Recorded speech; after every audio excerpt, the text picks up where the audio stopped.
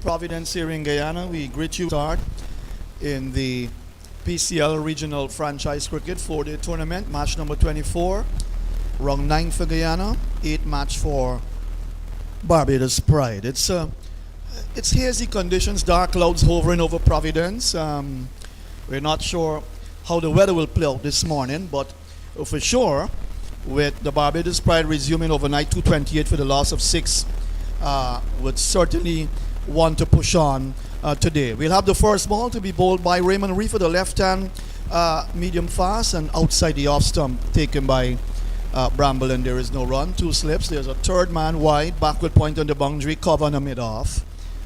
Mid-on, mid-wicket deep, and a long leg for you. That's the field placement for you. So day 3 starting on time, 10 hours. Barbados leading by 103 with 4 wickets in hand. Not out batsman Walcott, who just faced 28, 3 to Warwick. 7 extra, 60 overs bowled in their innings. Thus far, 228 for the loss of 6. Reefer bowls, and that's pushed away nicely into the offside. Soft hands, they take a quick single. That's 1-2. That's Walcott, the wicketkeeper batsman. He gets himself off the mark this morning. He's 29. It's 229 for the loss of 6. The lead now 104. John Ramsing, day 3 promises to be interesting one indeed. Good morning to you, John. You're still having breakfast. Good morning, Matthew, and to our listeners. Breakfast is part of life. Tell you what, it's really a nice day because of what it presents really for cricket in the Caribbean, especially in Guyana here right now. The Guyana Jaguars control the game pretty much for the past 2 days, but the Barbados Pride had a very good recovery in their second innings, and now they're in a position where they're leading by 104 runs with 4 wickets in hand. Raymond Reefer has been very good for the Jaguars, both with bat and ball, and he is the man really, the go-to man right now. And how well he bowls will determine how long this game will go on. Warwick is on strike, 2 right-handers at the crease. Reefer bowls a bumper, and that was so short that Warwick didn't even have to duck under that. He's kept on 4, 229 for the loss of 6. And certainly, John, with 104 the lead now, I guess Barbados looking to get, first of all, you collect scores, you collect runs in spots and pieces, so you get up to 150. If you can get to 150, then you work away at 200. 200 plus would be pretty good for the Pride. Here is Reefer. He has other thoughts. Bowls a short lifting delivery that is handled well by Warwicken. Getting inside his stumps and riding it down nicely at his feet, and there is no run. 229 for 6. So dark clouds looming over Providence. You see, maybe these clouds will blow across. It's very difficult because I'm living not too far from the National Stadium, but to the west. And what happened this morning was a lot of rain. So we know that it's going to be a kind of a cat and mouse situation with the weather today. Hello to all in Barbados. Keen listeners, keen followers of the game. Outside the off stump taken by Bramble, and there is no run. But I thought maybe all Barbadians, not only in Barbados but around the world, would have been a little bit more pleased with the performance of the Pride yesterday. A good fight back indeed. They started the bat facing a deficit of 125 in a low scoring game. That could have been daunting, but they put that aside and they decided to put their heads down and bat, and they batted very well in partnerships from the start. And that really is responsible for them being in a better position like they are right now. Reefer, Barbadian, playing for the Guyana franchise, is forward. That's Warwicken, gets it out towards forward, short leg. And there is no run. Reefer's had a wonderful game so far, 5 for 20. Then he got up to his 14th half century in first class cricket, and then he came back yesterday afternoon late when everyone felt he should have bowled early and picked up 2 quick wickets. Springer and Jones going for 6 and 15 respectively. Good scores from Mosley 64, Brooks 44, and Carter 47 thus far for the Pride. Struck on the pad, loud appeal, not out, says umpire.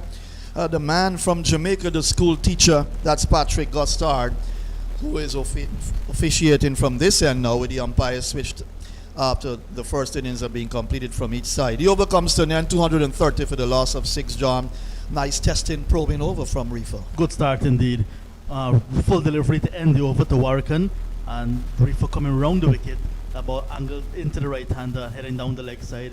Good, quick, and positive call from the umpire right away.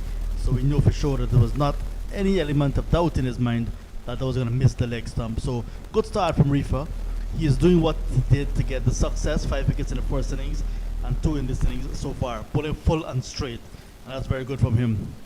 If you look at the weather, Matthew, a quick look, it says that throughout the day we'll be having good weather, except just a lot of clouds really. So it's going to be maybe a humid day, maybe a cloudy day, but there's no rain according to what the AccuWeather is saying for Providence for today. We're probably going to feel a little bit cold in here, John, with the AC on. And, you know, from our vantage point, well, looks like English conditions now, actually, for those who would visit the UK. And, of course, a lot of cricket played there. Vishal Singh would have played a lot of cricket in England. I think league cricket. So he's got a bit of experience on this belt, Vishal Singh, playing in England. Well, he's fielding right now for the Jaguars. There is a full toss down the leg side. Angle down the leg side. It will come away towards the boundary. Johnson giving chase from slip. He won't get that. Nor Romario Shepherd from the fine leg area. And that will go for 4 runs. So he got a nick onto that one. That's the batsman Walcott, the wicketkeeper batsman. Down the leg side. First delivery from Pamal.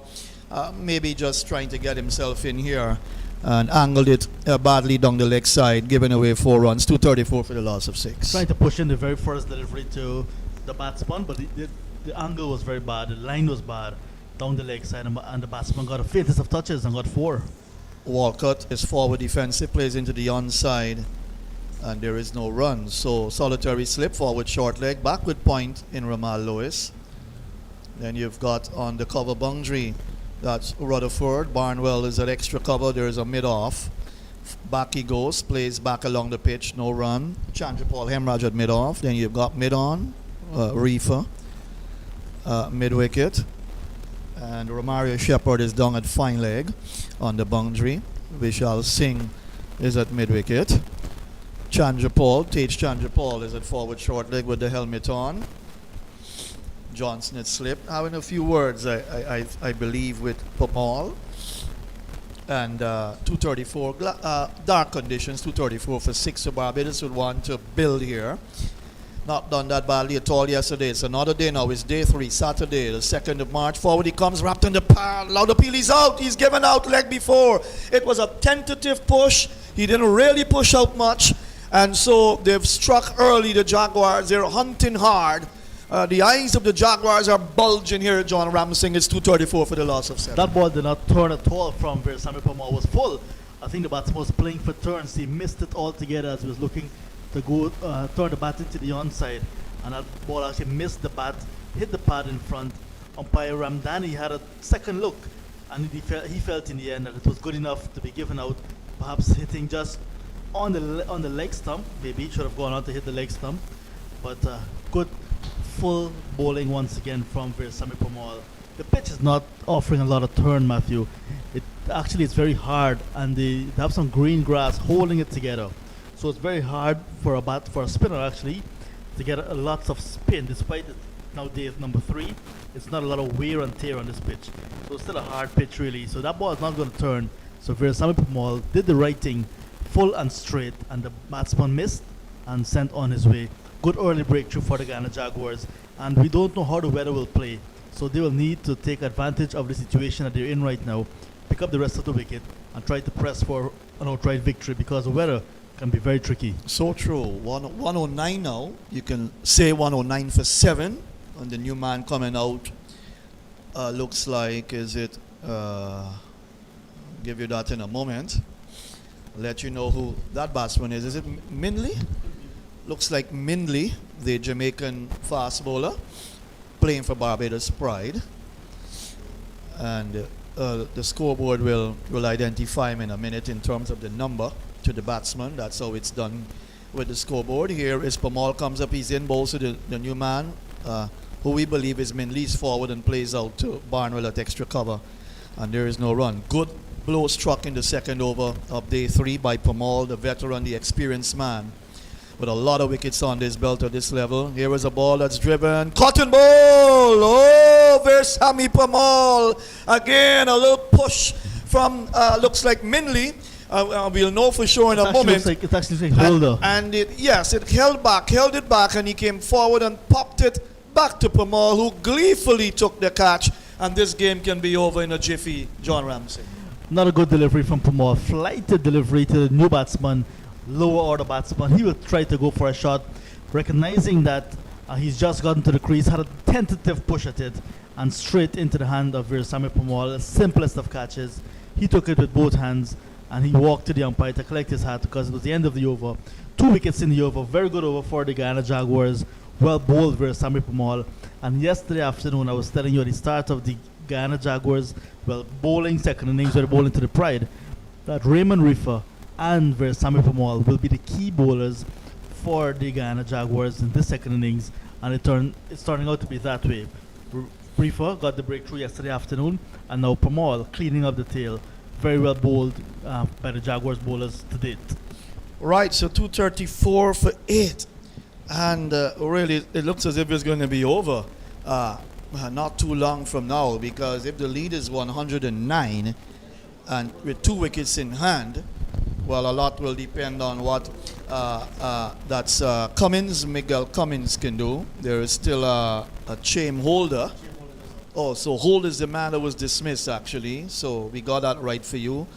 So Holder got a duck, and the Pamal picked up 2 wickets in that second over of the morning. So Reefer will continue. Warwican will face up. Warwican is on 8, 234 for 8, 109 for 8, you've got to say it. Barbados Pride. Well, those listening in Barbados would not be pleased with this at all. Here is a ball that strikes him on the pad. Must have got an inside edge actually onto the pad, from the bat to pad, and bouncing into the offside, no run. Reefer is pitching the ball up nicely and getting a little bit of swing. On the other hand, deceived both batsmen Walcott and Holder. And so when you look at the situation now, Cotton Bull Pamal duck to 34 for 8. 2 quick wickets to the veteran left-hand off orthodox spinner. And it's so good to see Johnson using his ball as well. Here is a ball that beats him outside the off stump, taken by the keeper. That kept a bit low as it went through to Bramble. The score is kept on 234 for 8. Another tentative push, but Pamal and Raymond Reefer certainly using the conditions nicely to their advantage. Pamal full and straight, not a lot of turn on this track, and uses flighted to get Chaim Holder out. This is a very good effort now by the Guyana Jaguars. They were well rested, perhaps they had a good night's sleep, and Reefer running in now and beating the bat as well outside the off stump. Well bowled so far. The plan is working for the Jaguars overnight. They would have had a good shot off the back foot, looking to crack that down behind point. Missed the shot taken by Bramble, and again there is no run. 234 for 8. He's kept on 8, and the new man looks like that's Minley. So Markino Minley is out there now. Now Barbados have produced a number of great fast bowlers over the years in terms of their cricket. They would hope that their fast bowlers can really strike early. They bowled very well in the first innings, especially with the new ball, and they'll be looking for a good start as well when that time comes. Cummins and Mindy would have a lot of work to do. Right now they've got some work to do with the bat, and that's tugged around the corner to the fine leg area. Chandrapal Hemraj is out there, trots in, picks up. He gets a single. That would have come off the glove. Actually looking to tug that. That's Warwican. He gets 1. He goes to 9, 235 for 9. The lead now 110. So Barbados would be keeping an eye on that. Their management camp, their team, as well as the Jaguars will be keeping a close eye on that lead. You don't want that lead to get up to too much at all. And you look at the conditions and the situation. You look at the Cummins, who can come in and bowl very quick, very deceptive, Miguel Cummins. Then you've got Minley, who's bowled well in the first innings. They would have some work to do. Here is a ball that's pitched up, opens the face, guides it away down behind point, where the fielder, that's Vishal Singh, comes in to tidy up. 1 more to, that's the new batsman, that's Minley. He gets off the mark with 1, 236 for the loss of 8. So Rutherford has picked up a wicket, Reefer 2. Lois picked up a wicket, and Pamal has got 4 so far after 22 overs. So, the good thing about the bowling department of the Jaguars, they all chip in nicely. When you look at the situation, of the tournament, and the positions that the Jaguars have been in. Their bowlers have really done tremendous work. That's a short ball down the leg side, looking to whack it away through backward square, looking to pull. Missed the shot taken by the keeper. The over comes to an end, John. 236 for the loss of 8. But the Jaguars certainly positive. They've been positive all through this match because they dismissed Barbados Pride for 76. They made 201. And in the context of the game, that 201 has proven to be a pretty good score, actually, because in having Barbados Pride 236 for 8 with a lead of 111, well, you just get the impression that the Jaguars know truly that they've done a pretty good job in this match so far. Definitely, and they continue to take control of the game, not giving too many things away. Just that period yesterday afternoon when Raymond Reefer was kept out of the attack for quite some time, I felt they were not too much into the game at that time, using the other bowlers, using Ramalho for quite some time from the media center end.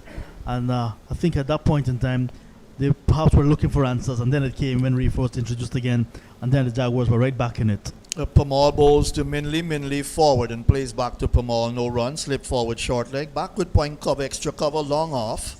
Mid on, short mid wicket, and a long leg for you. Day 3 well and truly on. 2 wickets gone already. Here is Pamal, the man who picked up ball. That's a ball that kept a bit low. Hustles on to Minley. Minley's forward and plays back to Pamal, and there is no run. Who are some of the good fast bowlers from Barbados that you would have liked, maybe, John, in your time, following players from Barbados and fast bowlers? Here is Pamal, comes up, he's in bowls to Minley. Minley was shaping to cut, and then it was quick enough with the bounce as well to go through to Bramble, no run. Well, I'm an 80s boy, so I actually grew up when the dominance of those 4-prong fast bowlers came to an end, really. A ball given some air, pushed away into the offside, no run. But I grew up in the era where Anderson Cummings was part of the attack for the Indies, especially in the limited overs game. Vasper Drake was there as well. Corey Collymore, who's now with the Barbados Pride that's as their right. assistant coach, and he's been with the West Indies as well as their assistant coach. So around that era, I came, but I know that from reading and from watching tapes and so on, Malcolm Marshall was the outstanding one from Barbados. Here's a ball that's pulled away. Nice shot down through mid-wicket. That's to the right of Vishal Singh. 2 fielders giving chase, Singh and Reefer. Reefer gets onto the ball first, and the batsmen come back for 2. 2 good-looking runs to Mindy. Pulling that, just short of a length Pamal. He picks up his 4th run. 238 for the loss of 8. What about Pedro Collins? Pedro Collins, left-arm seamer. He was really a good guy, and actually had a few conversations with him when he was playing for the Windies and for Barbados at that time. Right. For West Indies, so good guy. Here is Pamal, comes up. He's bowling around the wicket, left hand, and that's driven down to Barnwell, and there is no run. What Fidel about Edwards, right, his brother. Fidel Edwards, correct. And now you've got the bowlers of today. You've got a Kemar Roach. What do you think about Kemar Roach? I mean, he played pretty well in the Test series against England. And for my money, I think it's good for West Indies to have a strong 4-prong pace attack again. And you go back to those days of Robert Solding, Garner, Croft, and you look and you see that Barbados has produced a number of good fast bowlers. I think Malcolm Marshall actually, for a Barbadian fast bowler, he has the highest Test wickets for a Barbadian fast bowler. I think it's 376 Test wickets, and ODI 157 wickets. So he still leads out in terms of Barbadian fast bowlers. I think Joel Garner follows for a West Indian. Here is a ball that is a little bit short outside the off stump, taken by the keeper, no run. But you talk about Marshall, Garner, you talk about Wayne Daniels, Sylvester Clark. Those 4 would stay in your memory for a long time. You would have had to read about most of them. I looked at a tape, Fire in Babylon. I'm not sure if you saw that, but it speaks so much of that same 4 that you mentioned. So they're part of our history. Here is Reefer from the northern end of the ground, comes up. He's in bowls. He's looking to dab outside the off stump. Is he out? Yeah, well, he's out. The decision now given by Patrick Gustard, looking to play a little dab shot, and got a nick taken by Bramble. So the 9th wicket goes for the Barbados Pride. 238 for the loss of 9.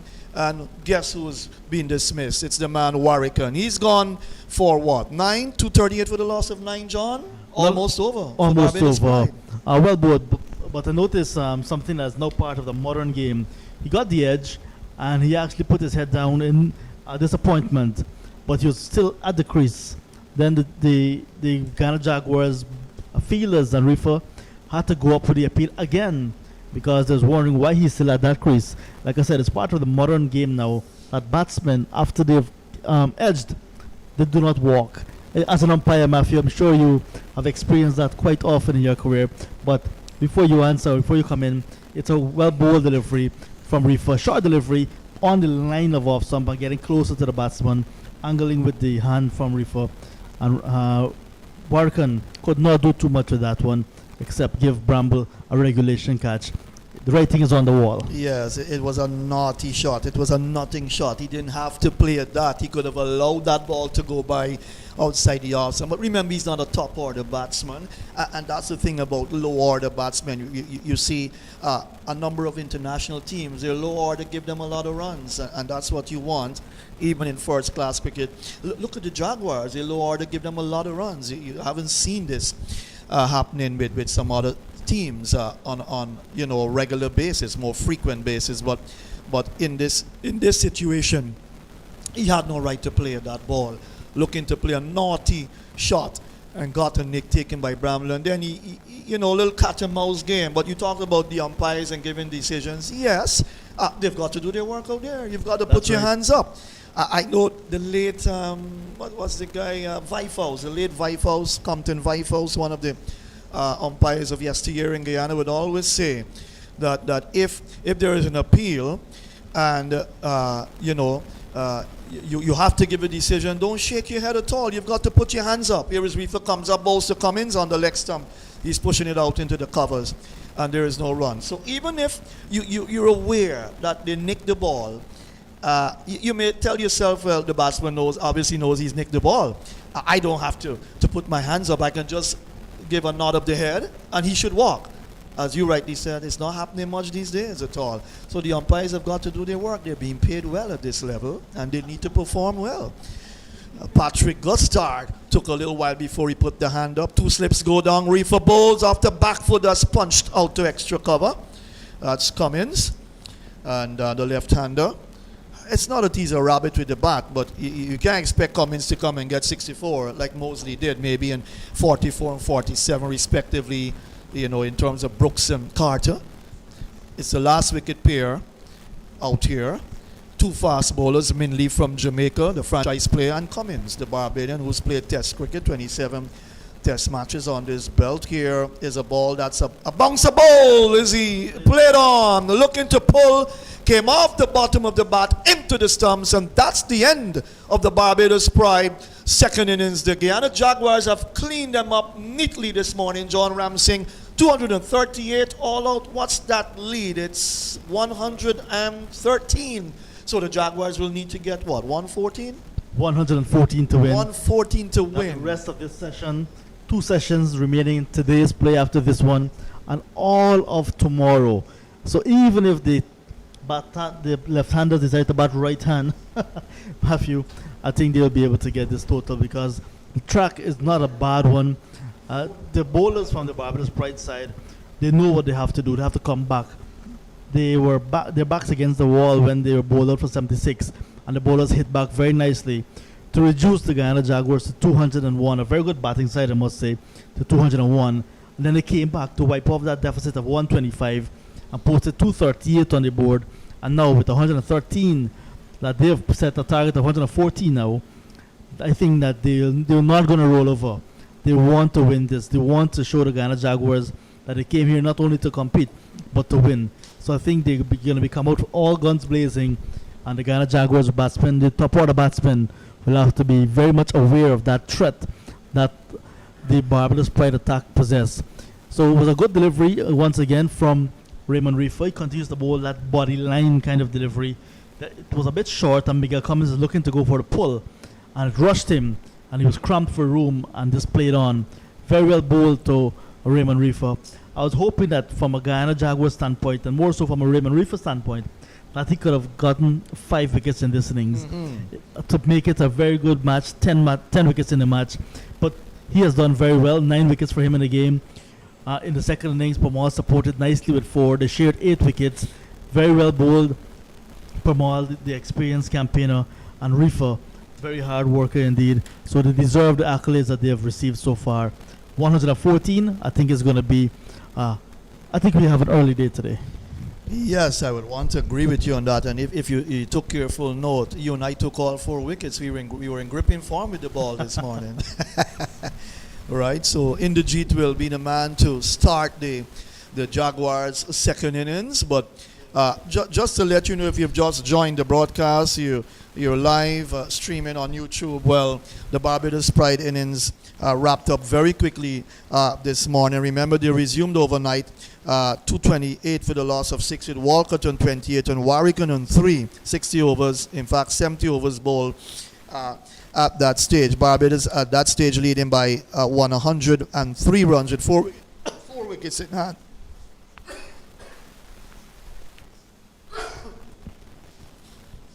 Beg your pardon. Leading with 4 wickets in hand. A little bit of trouble with my voice. Let me allow John to come in quickly. Yes, at the start of the day's play, the Guyana Jaguars had to pick up 4 more wickets to end the innings for the Barbados Pride. Up to that stage, the Pride were looking very well.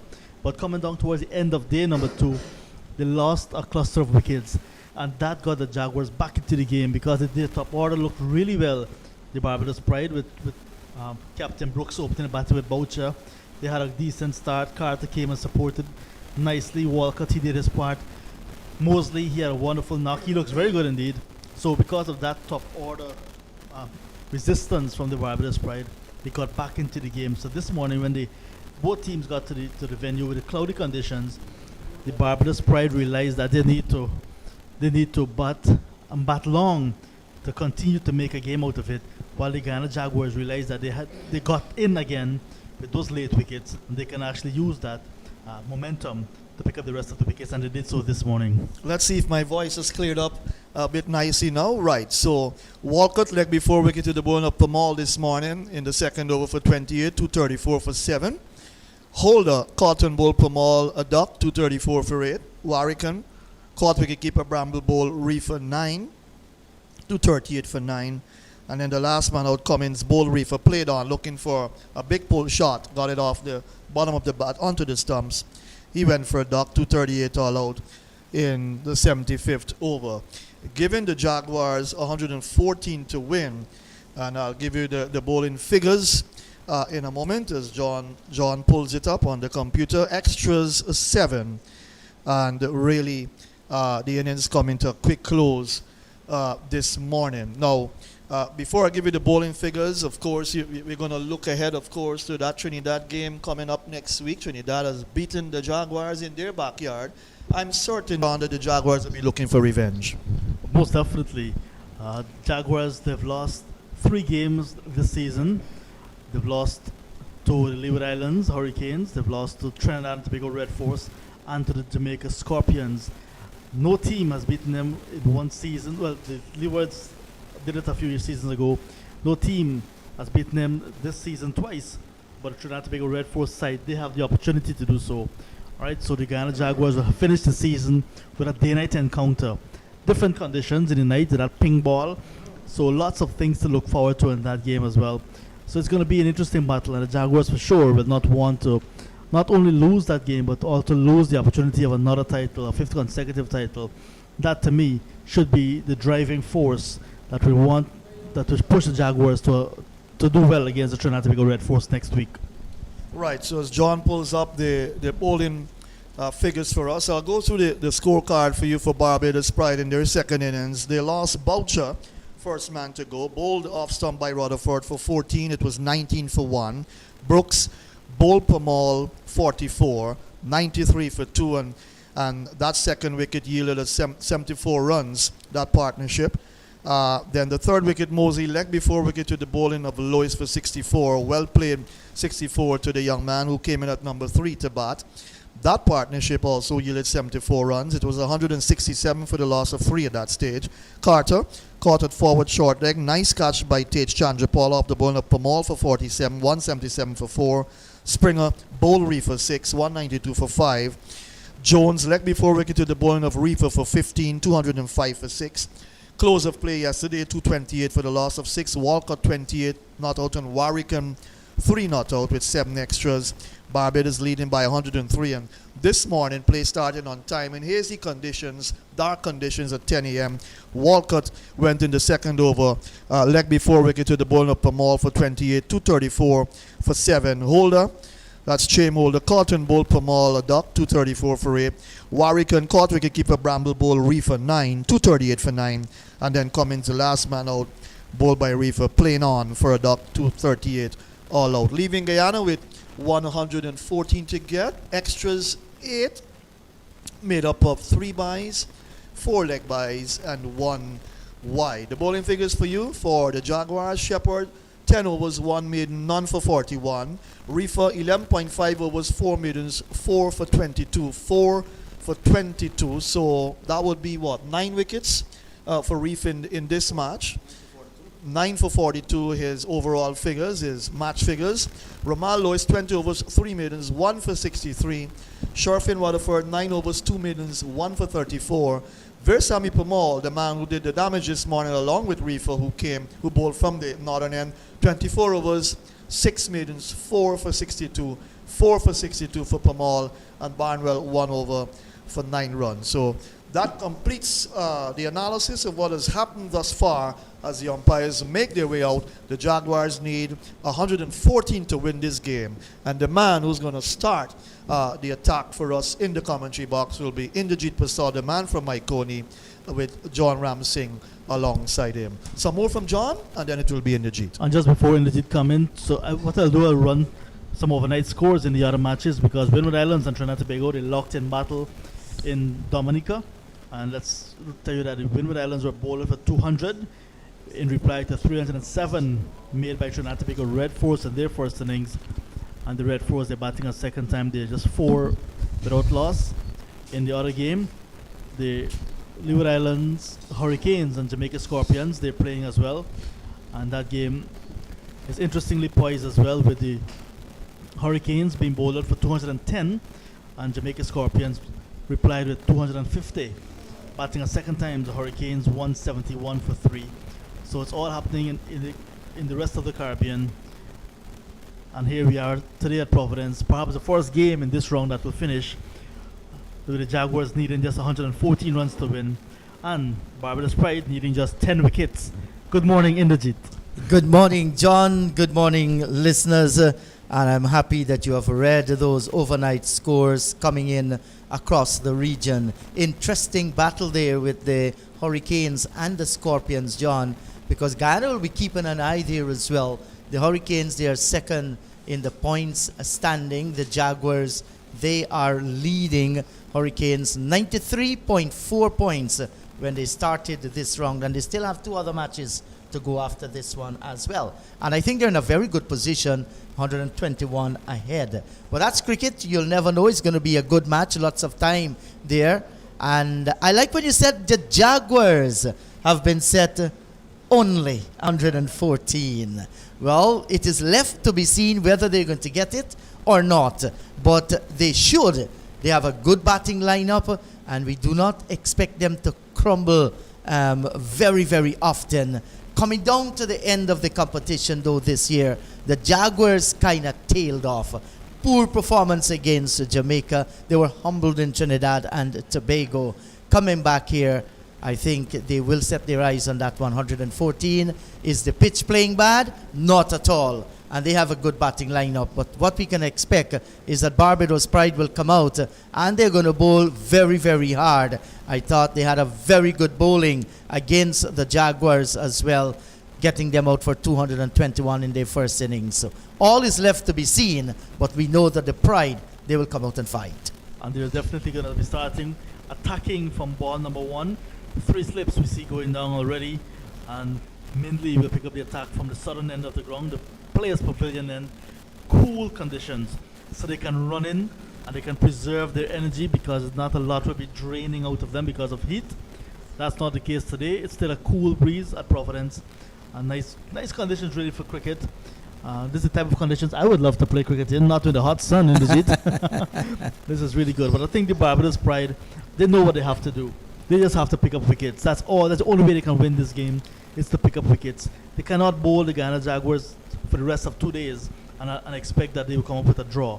And the Guyana Jaguars realize all they have to do, see off the opening burst, because the seamers possess the greatest threat. And once they can see off the opening burst from the bowlers, they can be able to just bat sensibly and pick up maximum points from this game to hold on to their title that they have won for the past 4 seasons. So here is the first ball on day number 3 in the Jaguars' quest for 114. Mindley comes up, bowls to Chandapol. That's a short lifting delivery and no ball signal by umpire Ramdani. The youngster just striving for some extra pace and overstepping that bowling crease. So the Jaguars, they're on their way. They're 1 without loss. That delivery had some good pace and bounce. It was well directed as well in the Jeet. Chandapol just pushing. We can give him the benefit of the doubt, pulling his bat in the line at the last moment. But it was one of those deliveries that you need to decide early whether to play or to leave. Mindley once again to Tej Narayan Chandapol. This time he steps onto the front foot, strokes it away down towards short cover, and there is no run. Shamar Brooks, the skipper for Barbados Pride, he is in that position. He collects. So 2 left-handers are out in the middle. Tej Narayan Chandapol, he's as the striker's end, and Chandapol Hemraj. Lots are expected of this young man from the east coast of Demerara. He started a blazing 100 against Barbados, hasn't done much since then. Mindley comes in, bowls to Chandapol, good delivery, short, lifting. Chandapol shows good eyesight, pulls the bat inside the line and allows it to go by into the gloves of the keeper. This is what you expect, though, that they will come hard at the Jaguars. Mindley has to get his line right, and then he can strive for the extra pace. Control is of vital importance. Yes, indeed. And Chandapol on that occasion, just allowing the ball to go over the bat really, but it's a good start from Mindley. Pace, lots of pace so far from him. Mindley sprints in, comes up, bowls to Chandapol, and he rocks back, defends, plays down towards short cover. Brooks is in the way once again. He feels, and there is no run. Yes, it's a lovely morning here. Some clouds above, but they're very, very high. No threat of immediate rain. The sunshine is battling with the clouds to come through. The conditions are good for cricket. Has been a good match so far, except I think on this morning when 4 wickets tumbled for the addition of 10 runs in about 5 overs. I think, they could have done a little bit better, Barbados Pride. That's a good delivery by Mindley, just about the line of the off stump, and Chandapol, in this very quiet manner, he defends, plays down towards short cover, walks away, gathers composure, no doubt talking to himself. It's a small target, and I'm going to approach this very simply. I'm going to try my best to pick up as many singles as possible. Tej Narayan Chandapol, and maybe his more exciting partner Hemraj might very well play his attacking role. You'll never know. He tried to be defensive in the first innings and played on. Mindley races in, bowls to Chandapol. Better line delivery. About the off stump, he comes forward, strokes it down towards mid-on. The over is completed. No, it is not completed as yet. Fielders just moving from their fielding positions. Now they're going to go back and stay where they are. The score is still 1 without loss. So we should have a very good battle here. It's not going to be an easy walk in the park for the Jaguars. They'll have to struggle for their runs. Here is Mindley once again, round the wicket. He comes up and bowls to Chandapol. That's a short lifting delivery, well bowled. Chandapol at the last moment pulled the bat inside the line. The end of a relatively good over by Mindley. The Jaguars looking for 114. They're 1 without loss. Good start from Mindley, testing the track and testing the ability of young Chandapol, who showed good judgment and leaving a lot of balls alone. It's not a big total to get, so you just need to be very patient. Occupation of the crease, very important for openers. See off the opening bowlers, see off the sheen of the new ball, lay a foundation. That should be what you should be interested in doing, the Guyana Jaguars openers. But just to let you know what's happening at Crozalay in St. Lucia, the Windies, they've won the toss and they've decided that they're going to have a bowl. Jason Holder decided that he's going to go with the same team. Chris Gale, Campbell, Hope, Bravo, Hetmeyer, Holder, Braffett, that's Carlos Braffett, Nurse, Bishu, Cottrell and Thomas. while England, they have one change with Tom Curran coming in for Liam Plunkett, who misses out with a sore left foot. That match starts at the 11 o'clock. hours. Yes, there were some early morning clouds in St. Lucia. We hope that's going to clear away and play will start on time there. As we watch Cummins, he will pick the bowling up from the northern end of the ground, and he'll be bowling to the left-handed Chandapal Hemraj. There are two slips, a gully. There's also point on the boundary, extra cover and a wide mid-off. Cummins bowls to Hemraj. He works it away down towards forward square leg, and skipper Brooks moves away towards his left. He feels there is no run. John has departed, and Clyde has joined me once again. Good morning to you, Clyde. Good morning to you, Indrajit, and good morning to listeners wherever you are. Very interesting morning for Guyana, for the Jaguars this morning, wrapping up the lower order very quickly and giving themselves an early chance of finishing this game today. Well, I think it will finish one way or the other, unless we get some bad weather. Surely, here is a delivery outside the line of the off stump, a good delivery, and Hemraj just pulls the left hand off the bat and played it away on the onside of the pitch, and no ball signaled by the umpire as well. One more to the score, 2 without loss. Well, that's the sort of length that Cummings needs to bowl. Just giving the bat, putting that little bit of doubt in the batsman's mind on whether to come forward or whether to go back. And the ball did bounce on him a little as well. So that's the sort of length I think Cummins needs to bowl on this pitch. And he tries once again. Cummins, he passes the umpire, comes up, bowls to Hemraj. Hemraj gets a good delivery. He comes forward, plays down towards short mid-off. There is no run. Had 2 wickets in the first innings for 52 runs off his 17 overs. Did bowl well, but his team is asking him now for that extra effort. They want to see the star quality in Miguel Cummins here this morning to at least make a breakthrough here in the Jaguars camp. On the other hand, the Jaguars are looking for these two to lay that foundation where they could tackle that 114. Here is Cummins. He's hunting his first wicket in the second innings. Bowls to Hemraj. That's a good short lifting delivery. Goes by into the gloves of the keeper. There is no run. It was actually poor batting by the Pride this morning, Clyde.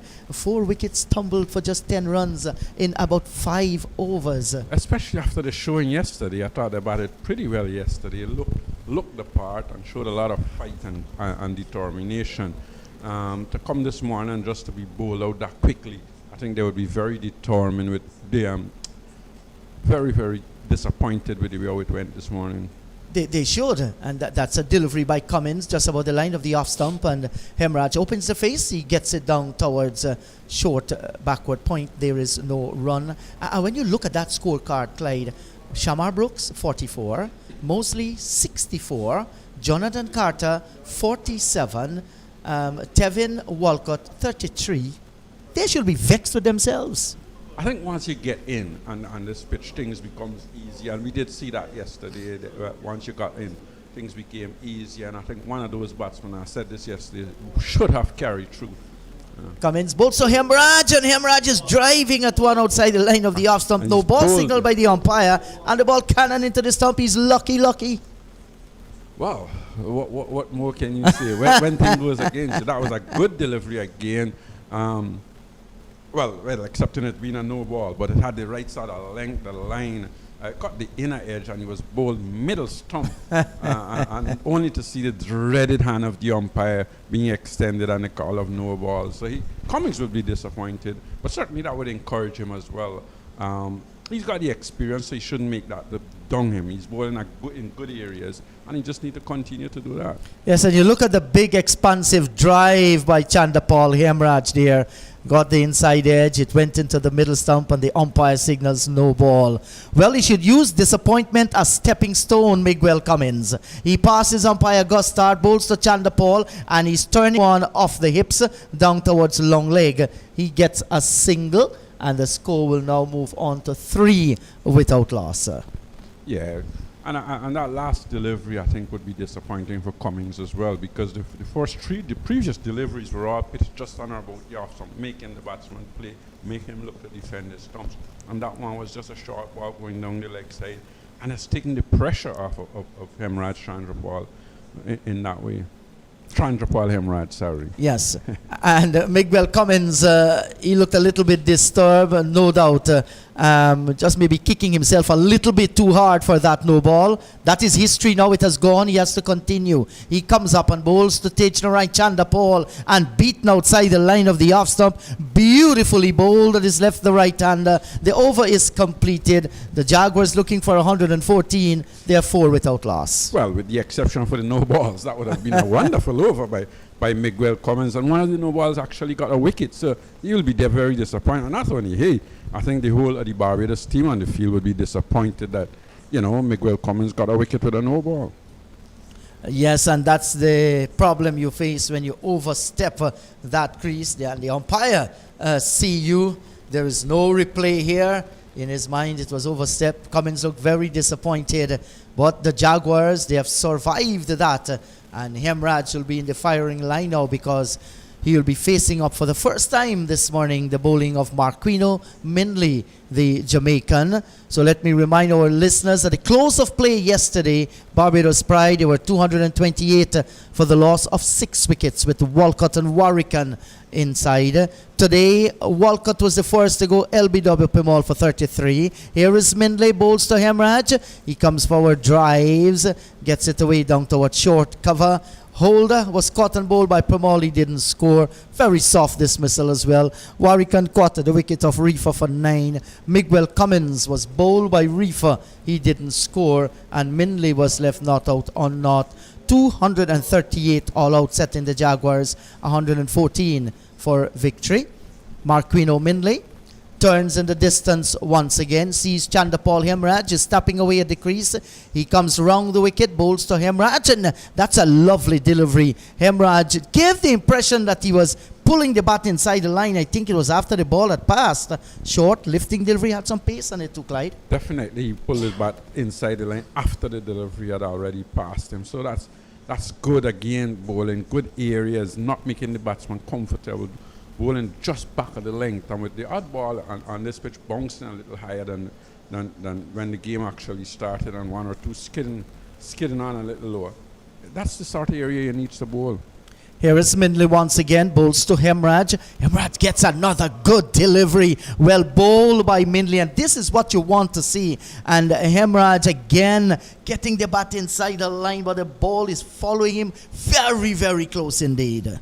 Yeah, a lot of good delivery, good length as well. The length, I think, is what's bothering him, Raj. He's not getting that sort of full length where he can come forward and look to drive, or back pitch where he has to go on the back foot and be able to play those shots that we know he loves to play. The length, it's what's bothering him. Yes, so here is Mindley once again. Jamaican fast bowler in the Barbados Pride team comes up, bowls to Hemraj off the back foot, cuts away down towards backward point, and they will get this single. So he comes off strike, Hemraj. He's going to be feeling a little bit relieved. He gets a run. He will now move on to 2. The score moves on to 5 without loss. In the bowling department, Reefer 4 for 22. Clyde, match figures of 9 for 42 and scoring a half century as well. And he continues to perform in regional cricket at a level that is consistent. He continues to show that he is a professional cricketer. Certainly, short lifting delivery. Tejnarai Chandapal allows it to go by into the gloves of the keeper. And the other thing about that, he has always done well against his countrymen. he seems to want save to the do his best for the Barbadian pride, and he has been very consistent with his performance against them. And I think the Jaguars would be saying, well, we'll have him here until the end of his career, because he's certainly done well for Guyana. I remember years ago, 2-3 years ago, you used to always say, if you don't and this is another good delivery now. This is consistent line and length bowling as well, just outside the line of the off stump. The end of the over by Mindley. Jaguars looking for 114. They're 5 without loss. Hemraj is on 2. Tejnarai Chandapal yet to score. And if you look at his career for the Jaguars, you will see many times he have pulled the Jaguars out of trouble with the bat. He's always probably comes in when the score is 40 for 4, 40 for 5, 60 for 5. And he has always been able to pull them out of a hole. I remember with him and Shivnarine Chandrapal. Yes. There always seems to be the 2 guys that they go to when they're under pressure And he continues to perform. So I think the Jaguars would be very happy with the way Reef has done for them, and I'm sure they're thinking he's not going anywhere soon. Here is Cummins. He comes in, bowls to Hemraj. This is a big shot by Hemraj. It's going to come down and just over the rope for a maximum. Great shot. Picked it up nicely and lofted it over long on. Well, the umpire signaled 4. I looked at the ball and it definitely went over the rope, Clyde. Well, I didn't see where it went, but certainly the umpire, as the man controlling the game, I think that was a little bit of a desperation shot as well from Chandrapal Hemraj. It wasn't a bad delivery. Not at all. It was just slightly short of a length. He came forward, deciding, look, I'm not going to hang around anymore. I'm going to play my shots. So he was given a boundary for the shot. He's going. It's high in the air. It's going to fall safe. And look at Boucher. Boucher didn't know where the ball had gone. He was looking down over long on, and the ball ballooned high over his head at the wide mid-off area. That's a poor shot by an opening batsman, and they got 2 runs for it. The score will move on to 11 without loss. What's going through the mind of Hemraj, Clyde? Well, pressure. That's what pressure does to you. I think Hemraj is trying to relieve himself. That was not a bad delivery again. It was pitched up. It was on the stumps. He was looking to heave it somewhere over mid-wicket. Got the leading part of the bat, and it went over Boucher's head mid-off. But certainly, Boucher could have made an attempt to catch that. Of course he should. And here is Hemraj. He's tucking this one away out through mid-wicket, and Brooks is after it. He's going to pull it back now. Hemraj will go back and complete 2.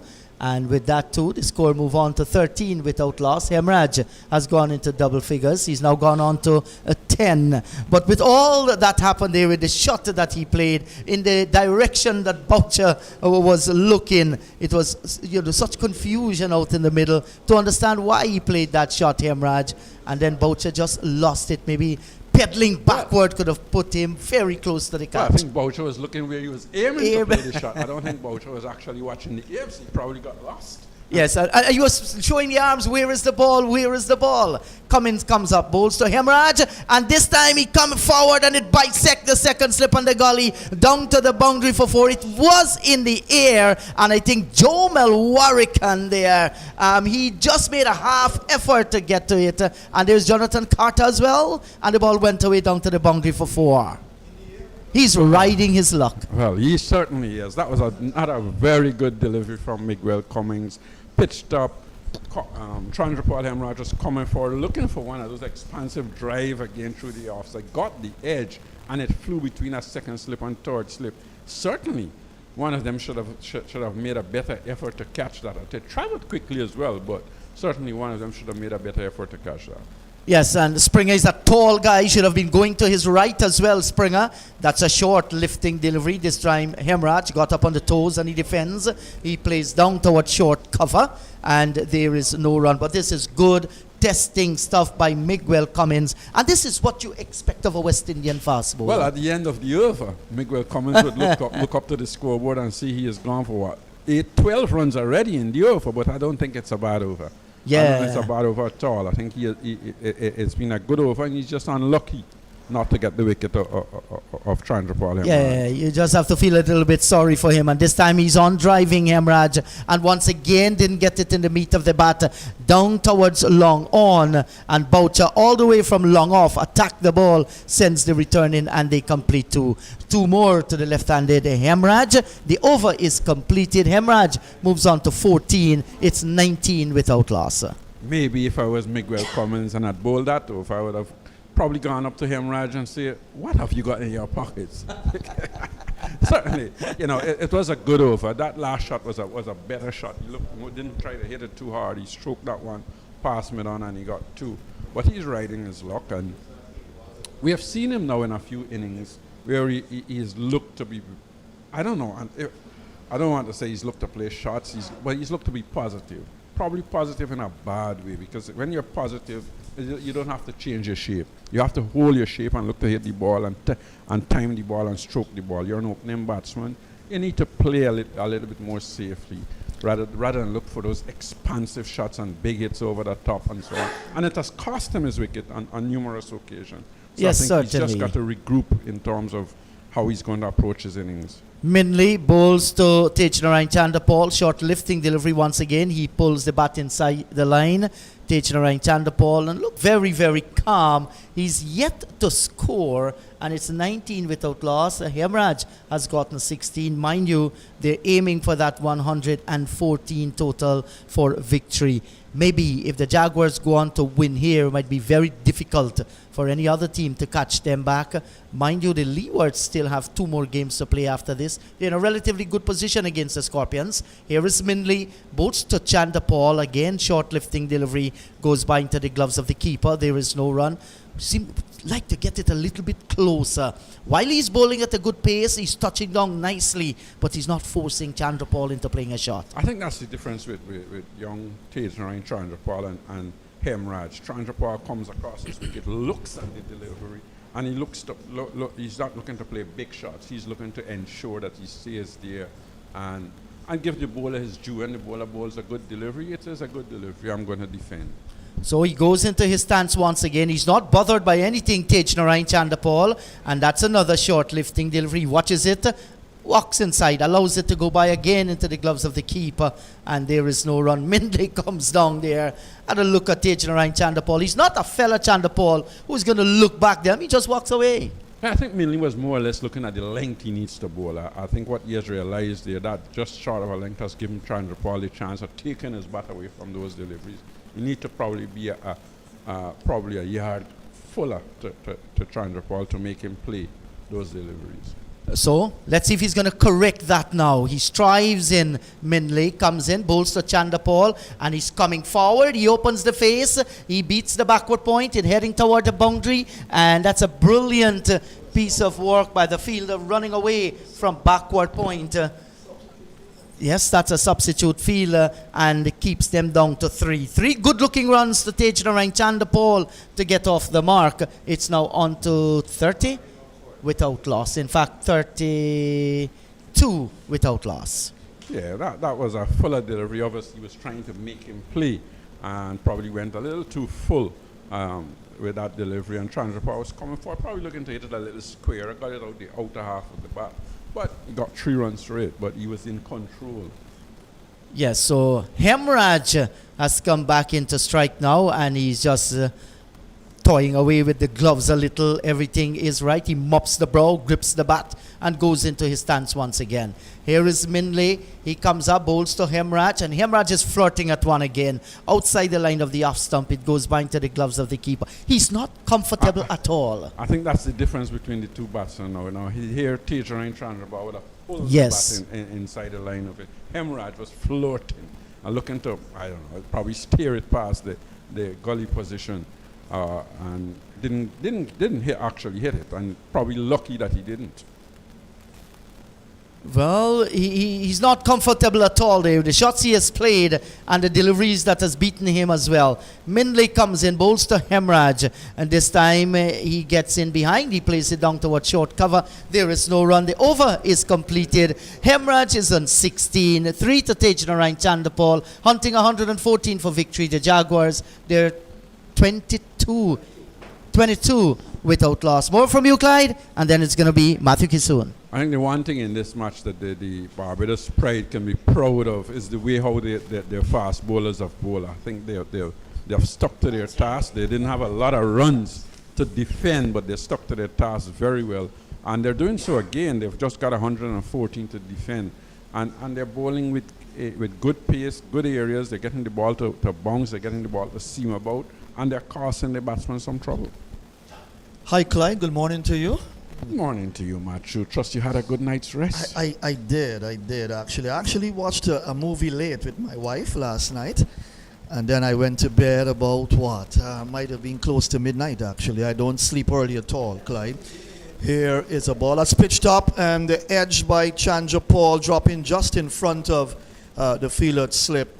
That's Jonathan Carter. But coming forward again tentatively, Chandrapal this time, the man who played that shot, and good bowling by Miguel Cummins again. He's done well. The appeal went up, and I'm just wondering if it just hit the pad and not the bat, because they were still appealing at the end there, because the ball actually did not carry to second slip. It dropped just in front of the man at second slip. So that would have been a good shout had it, was it for LBW, because he was coming across his stump. The ball actually straightened at him. So that would have been a fairly decent shout. Yes, I thought Hemraj is unsettled. He's really not settled in this innings. Here is Cummins bowling over the wicket to Chandra Paul. Gets a good delivery just outside the line of the off stump. Chandra Paul came across and then just kept the bat inside the line, and ball taken nicely by the keeper, and there is no run. 92 now to win this game. The Jaguars to take full points in terms of winning the match, and then of course they got one batting point. From their first innings, 201 all out and 4.8 bowling points. So they're going to take their tally up higher, Clyde, and ensure that no one can beat them. And they're going to win this title for the 5th consecutive year under Leon Johnson's captaincy. Here is Cummins. He comes up once more. He bowls to Tage Chandra Paul. Another beautiful delivery. Cummins is really bowling well from this end, Clyde. And I thought it was so unfortunate for him that he bowled that no ball and actually got Hemraj this miss. But a no ball is a nothing ball. It's nothing at all. Nothing can happen from that. Just runs can be scored, but you can't get a wicket like that. His length has been excellent. He's just bowled just on or about the off stump to the batsman and caused them both left-handers some trouble. His length has been very, very good. He's depending a lot on his little experience playing Test cricket for the West Indies. Another lovely delivery pitched on the off stump, moving a little shade away from Chandra Paul.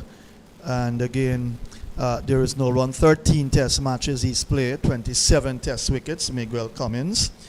And certainly Barbados would depend on him a lot. Just before you came on, John and I were talking about wonderful fast bowlers from Barbados.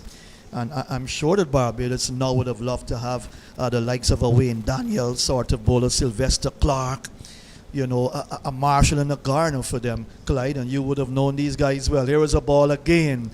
Chandra Paul leaves it alone outside the off stump, taken by the keeper, no run.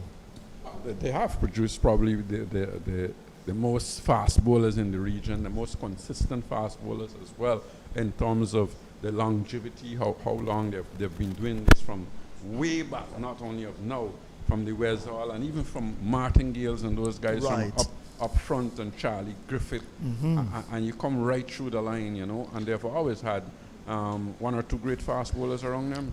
Here is a ball again. Good channel, good line. Good length from Miguel Cummins, but Chandra Paul kept his calm, and he knew and he knows very well that Miguel Cummins is bowling very well from the northern end of the ground, 22 without loss. Who would you have considered some of the best bowlers from Barbados, fast bowlers that you would have faced in your time? Look, there's no doubt that Malcolm Marshall was obviously the greatest fast bowler probably that ever lived.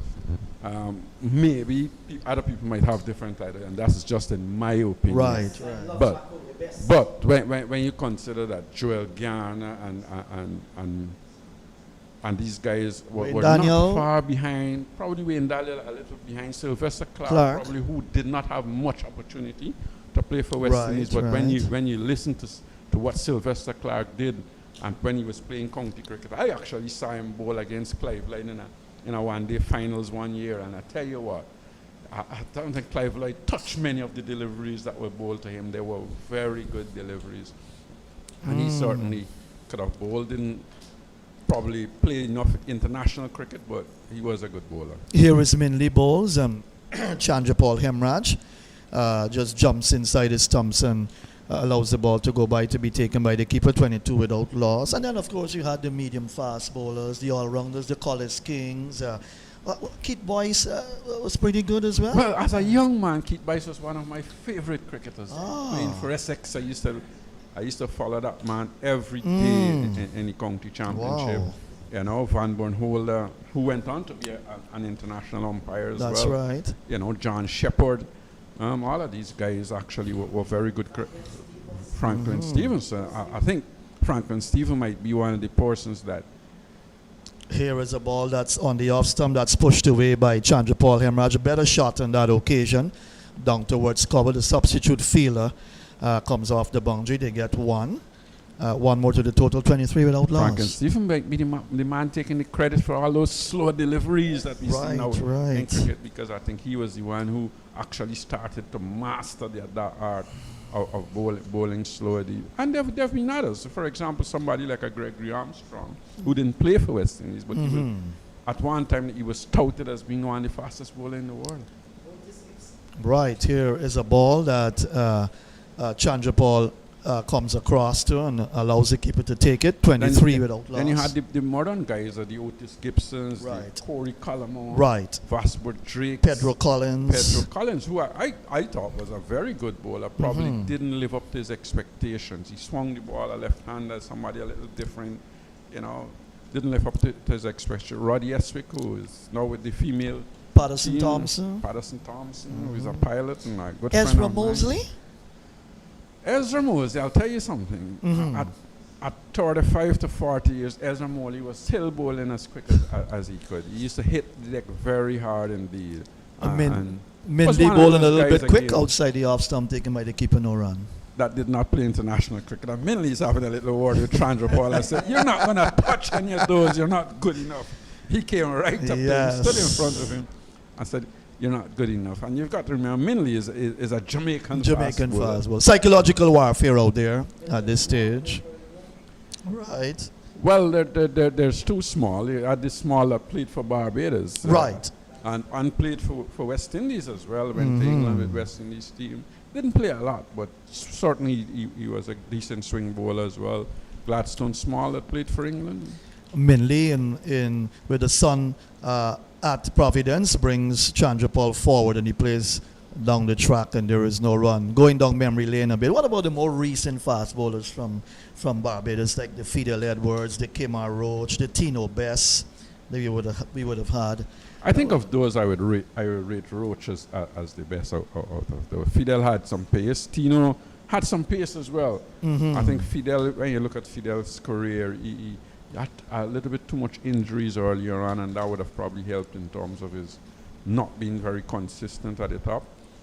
Angle down the leg side, getting inside his stumps, looking to flick, missed the shot taken by the keeper. The over from Minley comes to an end, 23 without loss. 6 overs have been bowled in the Jaguars' second innings. They need 114 to win this game. Not a lot of runs, but you would expect that the Barbadian bowlers will try to put up a good fight here. Good psychological warfare going on out there. Clyde Chandrapal Hemraj has not been settled at all in his innings of 17. Tej Chandrapal on the other good hand. thing about it is that Chandrapal Hemraj has been away from the strike for a little while now, so that's good that Chandrapal has taken most of those deliveries. Take a little bit of pressure off of him, but now you'll be facing Cummings again. So it'll be interesting to see how he goes in this over, because Cummings has certainly been bowling very well. All right, so we're talking cricketers from Barbados. I wrote down a number of names here just to mention. You don't have to say too much on them, but whoever you want to just share a little on, that would be fine. As Miguel Cummins begins to move in to bowl to Chandrapal Hemraj, bowling over the wicket, and that's flicked away. Nice shot down through mid-wicket, taking it off his pads. Out through mid-wicket for one. They come back for a second. The fielder from backward square had to run all the way towards the mid-wicket boundary to field, and they get 2 runs. So 2 more to Hemraj. He now moves to 19. The score up to 25 without loss. So Joel Garner, Gordon Greenidge and Desmond Haynes, Wes Hall, Conrad Hunt, Malcolm Marshall, Sir Gary, Sir Clyde, Sir Everton, Sir Frank Worrell, Malcolm Marshall, just trying to call some names quickly here that I happened upon. Here is a ball that's on the line of the leg stump coming into the left-hand. He's walking into a defensive shot. No ball signal by the umpire. So 1 more to the total. It's gone up to 26 without loss. Clyde, Seymour Nurse, Peter Lashley, Cammy Smith, Van Burnholder, Charlie Griffith, David Alford, some names to mention. And in the earlier days, Arthur Hendy, Barrington Yearwood, Dale Richards, Dennis Atkinson, Dennis Archer. Let me stop there. Any of those names you can talk a little about? Some earlier names I would have called, of course, and you spoke about them already. Here is a ball that strikes him on the pad. That must have been pitched outside the line of the leg stump coming into the left-hander. And the ball bounces into the offside. Let me go through some more names quickly for you. Derek Seeley, of course, of recent you've got the likes of Dwayne Smith still playing, but not for Barbados. Elvis Reefer, Floyd Reefer, of course. Jeff Greenidge, I didn't play with Jeff. anything I of actually him? saw Jeff Greenwich You in saw? a test match at Boda, I think, years and years ago. Here is a ball to Hemraj that's pitched up on the leg stump again. Worked nicely through forward square. He gets a single. One more to Hemraj. He now moves into the 20s. He's gone up to 20. It's 26 without loss in over number 8. Yeah, you talked about, what about, well, maybe Nohal Padmore, John Lucas, well, Keith Boyce. We talked about Kemar Roach. Kirk Edwards, of course, who's playing for, is it the Leewards? Larry Worrell, Leslie Walcott, Otis Gibson, Patrick Brown. Patrick Brown, he was a fairly talented young man, you know, never really show his true potential. I think, you know, but he was certainly a talented young man. And Barbados have really had a lot of talented cricketers that has come through and that has played at international level and so on. Sherwin Campbell. Right, I got his name down. I was going to come to him a little later. Here Courtney is Brown, those guys. Here is a ball that Chandrapal is up on his toe and then nudges it away into the There offside. was a no fella run. that I had liked that didn't actually play it for the West Indies, a fella by the name of Terry Hunt.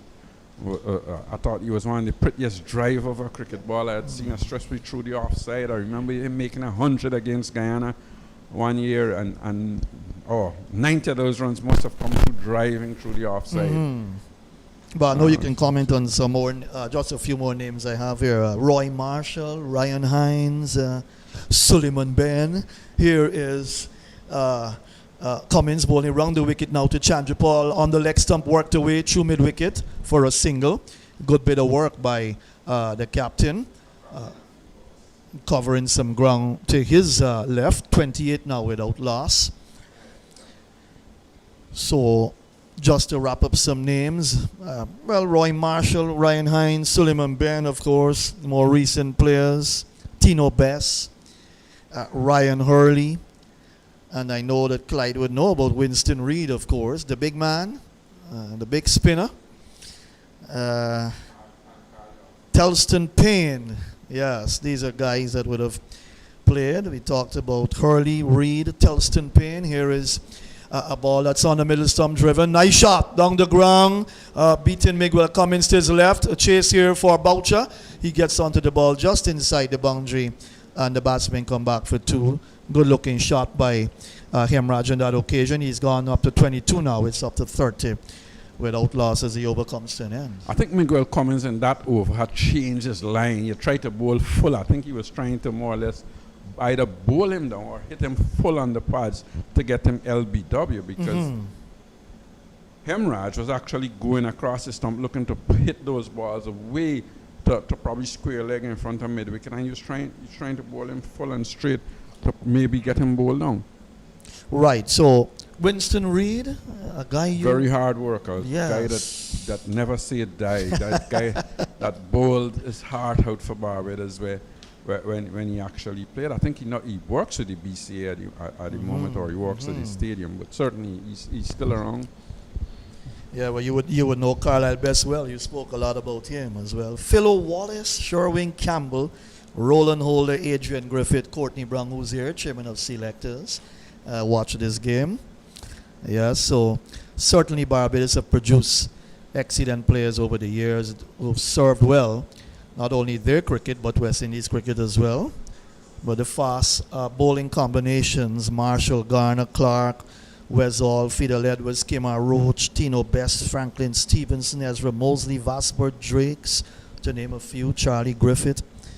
And then good all-rounders, Collis King, of course it was Patterson Thompson, Pedro Collins, Corey Collymore, Ian Bradshaw, good cricketer, served Barbados cricket well, and West Indies, of course. What about a player, Hendy Bryan? Little you know about Hendy's Hendy? been around. I think he's still in Barbados. He's still working with and coaching and so on with the Barbados, the BCA. So he's still around, and he's still a useful guy to have around. He was a useful cricketer as well. Good medium pacer and batted well in the lower order. But what is good, Clyde, is good to see a lot of these players involved in cricket at some level. Here is the bowler. Is that Shame Holder? comes into the attack and brings Chandra Paul forward, pushed into the offside, and there is no run. Here is a ball that's played out into the offside, down towards backward point, and there is no run. So it's Holder, Chame Holder into the attack, ball in right hand spin, round the wicket, comes up, he's in, bowls to Chandra Paul. Chandra Paul gets the ball on the middle stump, he's forward defensive, plays back to Holder, and there is no run. Slip on a forward short leg, backward point cover, short extra cover, mid off, mid on, short mid wicket, and a man on the backward square leg boundary for you. Chame Holder comes up, he's in, bowls, giving some air driven, nice shot, down through cover. That's lovely by Chandra Paul. He picks up a fantastic boundary, bisecting cover and extra cover, down to the boundary for 4. The score has gone up to 34 with outlaws. That was a super shot from Chandra Paul. Oh, yes, he played that very well. He didn't try and hit it too hard. He more or less timed it and placed it beautifully through the covers for 4. I'm a little surprised, though, because Carter bowled very well in the first innings as first change bowler from the far end. One would have thought, with the conditions here, the way it is, that Carter would have been the man coming into the attack to see if he could get some balls to swing again. Chandra Paul has gone up to 8. He shuffles across his stumps and plays it out square on the offside of the pitch. And there is no run, 34 with outlaws. He's 8-22 to Chandra Paul, Hemraj. 4 extras, it's 32 with outlaws. So they're working away at this 114. Here is a ball that brings him right forward, stretching the right pad, the left hand, the right out, and pushes it out towards point. As Holder's first over comes to an end. Minley 4 overs to 5 runs. He's been very mean and tight. Cummins 4 overs to 20, even though 20 runs have come off his ball, and he's bowled very well, Clyde. Oh yes, there's no doubt in my mind that the seamers for the Barbados Pride has bowled well in this game in both innings. Their batsmen didn't give them the sort of runs that they need to work with, but they didn't lie down and say die. They came out and they worked pretty hard. They bowled pretty well. Got the ball to do a little on this pitch, but certainly caused nearly all the batsmen that they have bowled to some trouble. Right, so Springer will have a bowl from the northern end of the ground, the media center end, the commentary box end. 8 overs, 5 innings, 1 for 11 in the first innings. Cummins, of course, would have picked up 2 wickets, and Minley 2 wickets in the first innings as well. So, yes, as you rightly said, Clyde, the Seamers would have bowled well in the first innings when they dismissed Guyana for 201. Maybe Guyana were looking for a lot more runs, but they really did pretty well. And Carter, of course, who hasn't bowled as yet, he probably will have a bowl not too long from now, 4 for 52. He led the wicket-taking column for the first innings. So Springer will bowl round the wicket. A 21-year-old talented cricketer bowls to Hemraj on the leg stump, and that's played away down towards long leg for a single off the inside edge of the bat. He gets 1. He moves to 23 now. It's up to 35 without loss.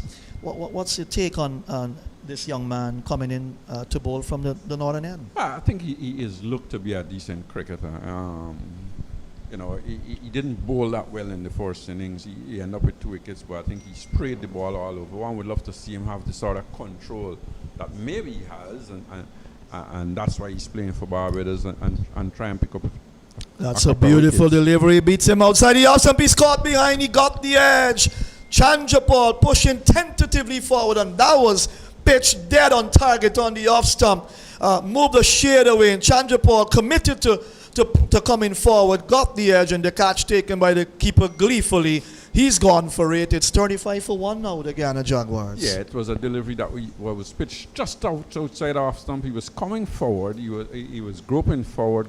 Played a little away from his body, got the edge, and the wicketkeeper did the rest. Certainly, that was a good delivery again. But I think Chandra Paul would be disappointed that he got out of that delivery when many other deliveries were much better to him. That he tucked his bat inside the line. That one he was pushing out. Probably with Cummins coming off, he probably just lost a little concentration, relaxed a little, and pushed hard at that delivery and got the edge, and he's out caught behind.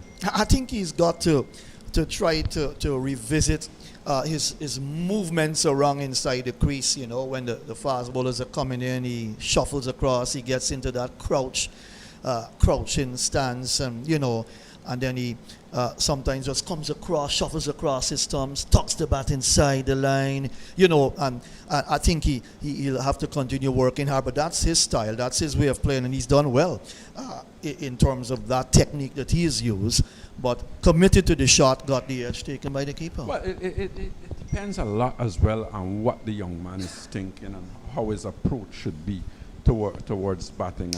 And sometimes just being content and batting out of delivery sometimes can be your own downfall. I think in approaching batting is about being consistent and scoring runs consistently. And sometimes just being intent and just batting and not scoring can be your own downfall as well. And sometimes I get that impression with young Chandrapal, that he's so intent on batting for long periods that he forget that he has to score. You have to look to pick singles up, look to rotate the strike.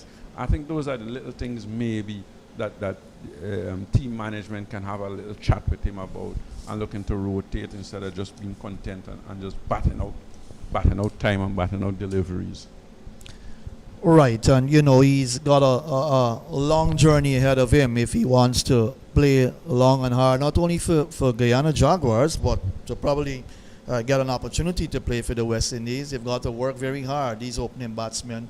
Not easy to find openers that will stick around for years together. The Greenwich and Haynes combination for Barbados has been tremendous in their time, in their season, when they played together for Barbados and the West Indies, of course. And I'll tell you what, those two openers are a force to be reckoned with. I think fast bowlers actually fear them, Clyde Butts. When you look at their performance, their consistency, their fearlessness to fast bowling, you know, that's what you need. Because I don't find the big tear-away fast bowlers of today being produced by the West Indies. You've got the Gabriel, who's bowling fast. You've got Kemar Roach, whose pace has dropped. He was a very, very fast bowler, very good.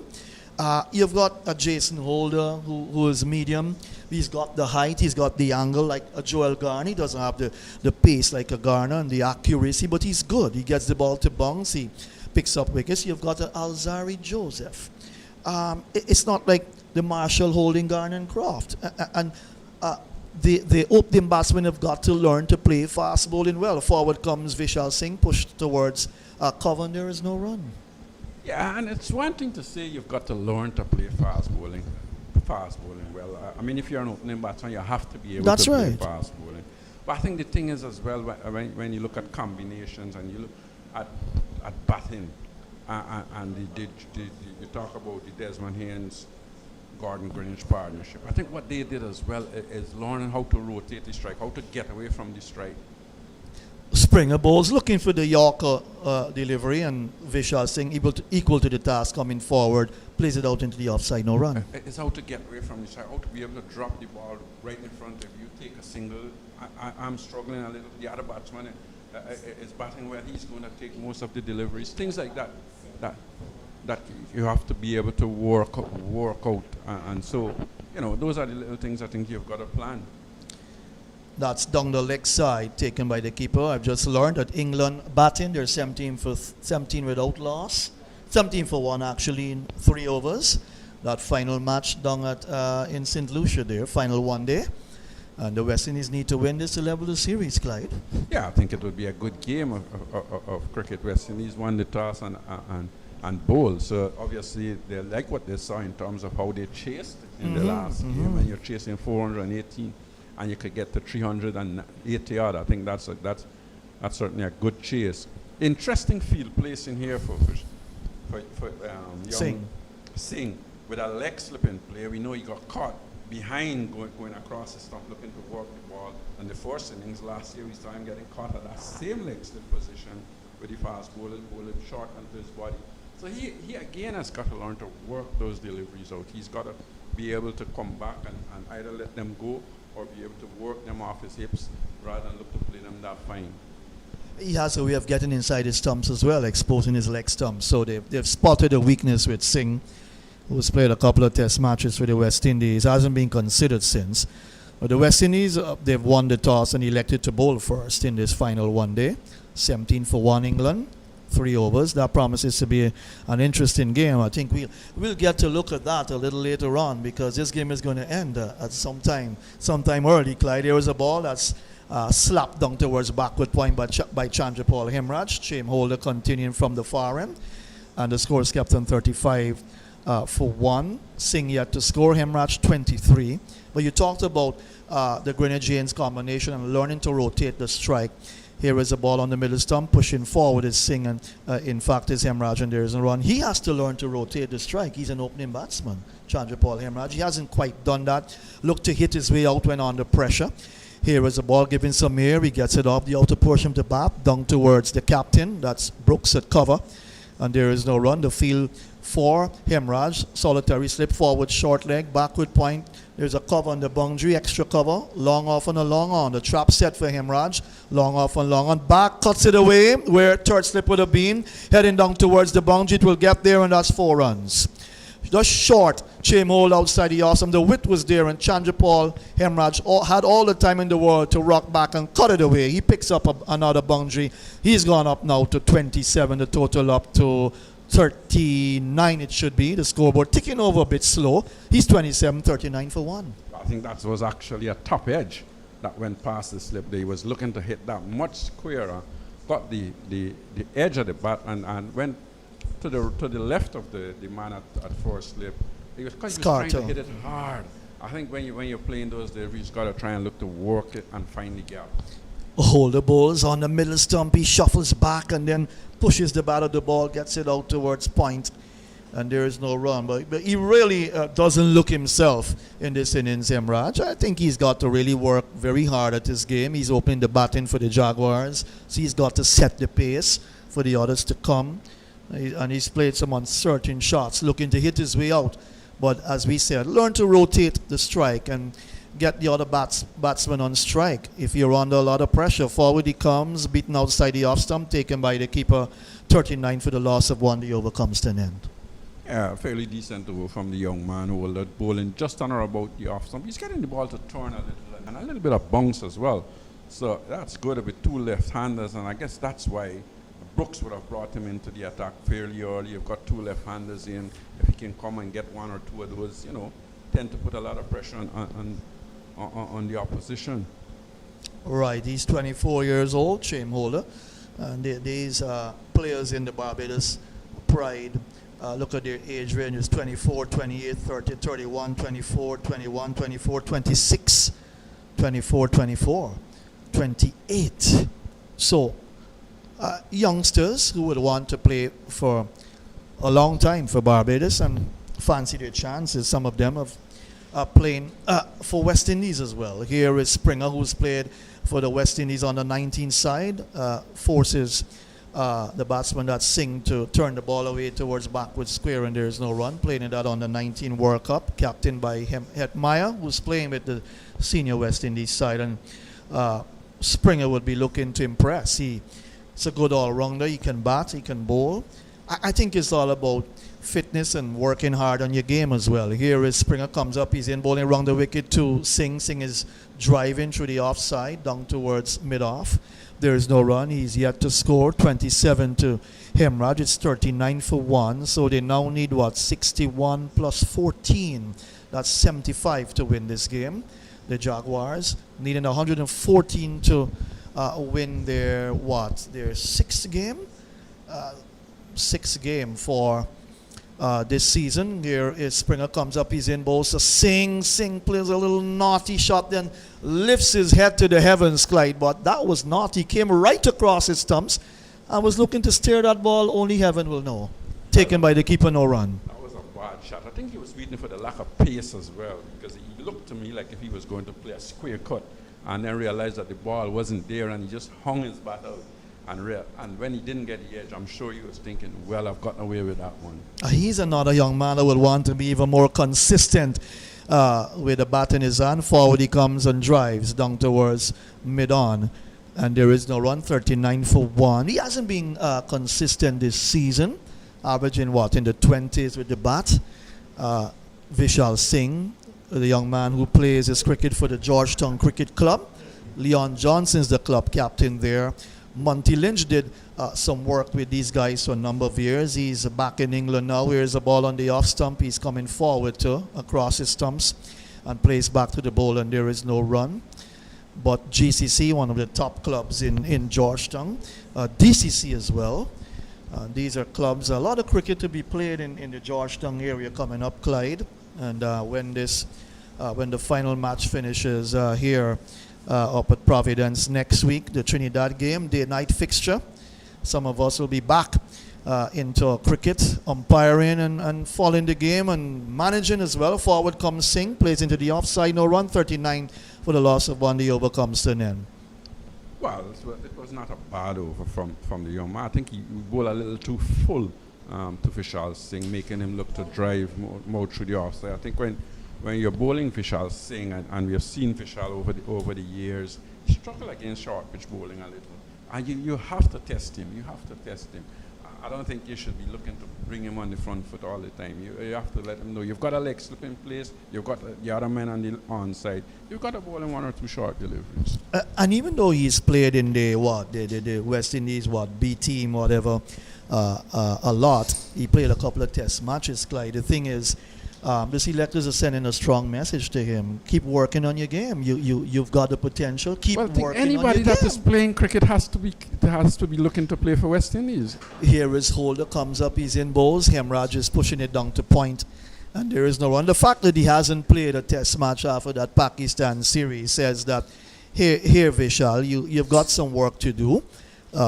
You've got some stuff to work on in terms of your technique, because teams are going to feel you out. They're going to pick up your weakness. Here's a drive down through cover for 1 by Hemraj. He moves to 28. Now it's gone up to 40 for the loss of 1. John Ramsing has rejoined me. John, good morning to you.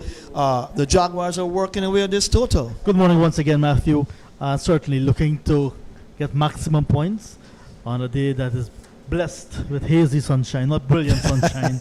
The sun is not pouring down like it was yesterday afternoon. But still good conditions for cricket. It's more overcast. It's been more overcast today, a little bit more dark, but nice conditions for cricket actually. Here is Holder, bowls to Singh. Singh gets the ball pushing forward taken by the keeper. Quicker delivery, turned across the left-hander.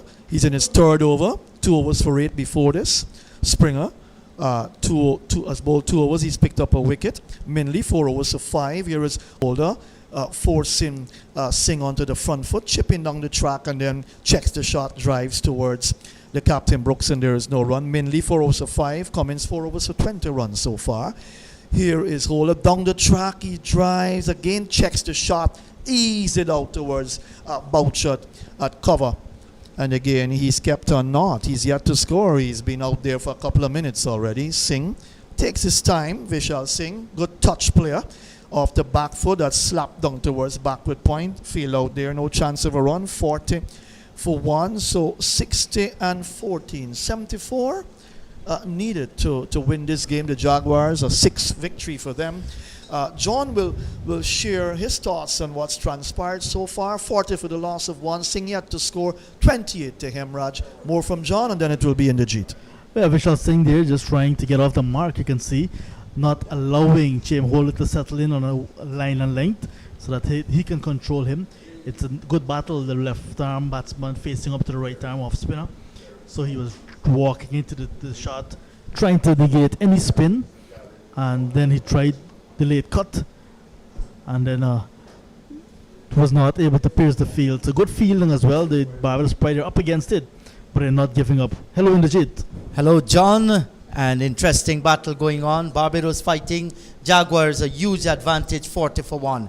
Hemraj is tucking this one away down towards the mid-wicket, and there is no run. And Springer having a reasonable good bowl from the southern end of the ground. As we come down towards the end of this match, certainly the Jaguars a huge advantage to win this game. What's going on in St. Lucia, John? Latest score in over number 5, England batting first, 22 for the loss of 2. Bairstow gone, bowled by Cottrell for 11, and Joe Root caught by Cottrell off Holder for 1. And that's a delivery taken on the pad. There's a loud appeal for leg before the return comes in and just missing the woodwork. And if it had hit that stump, I think Chandapal Hemraj would have been struggling to get home there. Loud appeal for leg before umpire Gustard decide it was not out. 41 for the loss of 1. Yes, a good ball, good delivery ball by Shamar Springer. Perhaps pitching right outside the off stump and coming back a little bit, but not enough in the umpire's eye. And they took off quickly for a single. Vishal Singh from the non-striker's end, and Hemraj was late to react, and the fielder had a throw at the non-striker's end, and Hemraj was struggling. Had he hit the stump, he would have been a goner. Good piece of cricket from Barbados Pride, still fighting. Yes, Springer comes in and bowls to the left-handed Vishal Singh. He's tucking it away into the onside. The return comes to Singh's end, but Singh always had it covered. Good call, good single as well. One more to Vishal Singh, and that will take the score now on to 42 for the loss of 1. So it has not been easy there. A few deliveries that went to the boundary, flew off the edge and just over the head of the fielders as well. In fact, Singh is just now off the mark. He's on 1, and he will feel pretty comfortable after facing quite a few deliveries. Springer, tall, lanky fella from the southern end. He's bowling round the wicket, passes the umpire, comes up, bowls to Hemraj. He jumps on the back foot, opens the face and gets it out towards square cover. And the return comes in from Holder. They get the single. One more to Chandapal Hemraj. He now moves on to 29. The score is on to 43 for the loss of 1. The Barbados Pride bowlers and fielders, they know that they need to get back, get wickets to give themselves that opportunity of winning this game coming from behind. So they're trying very hard. It's the fielders, they're on their toes, trying to prevent every single. And he's looking for the on-drive. Vishal Singh gets it up on the onside of the pitch. And once again, he cannot score, but he moved across the line nicely, got it in the meat of the bat. Today, there's an interesting final going on in Guyana, John. The Dave Sports Bar?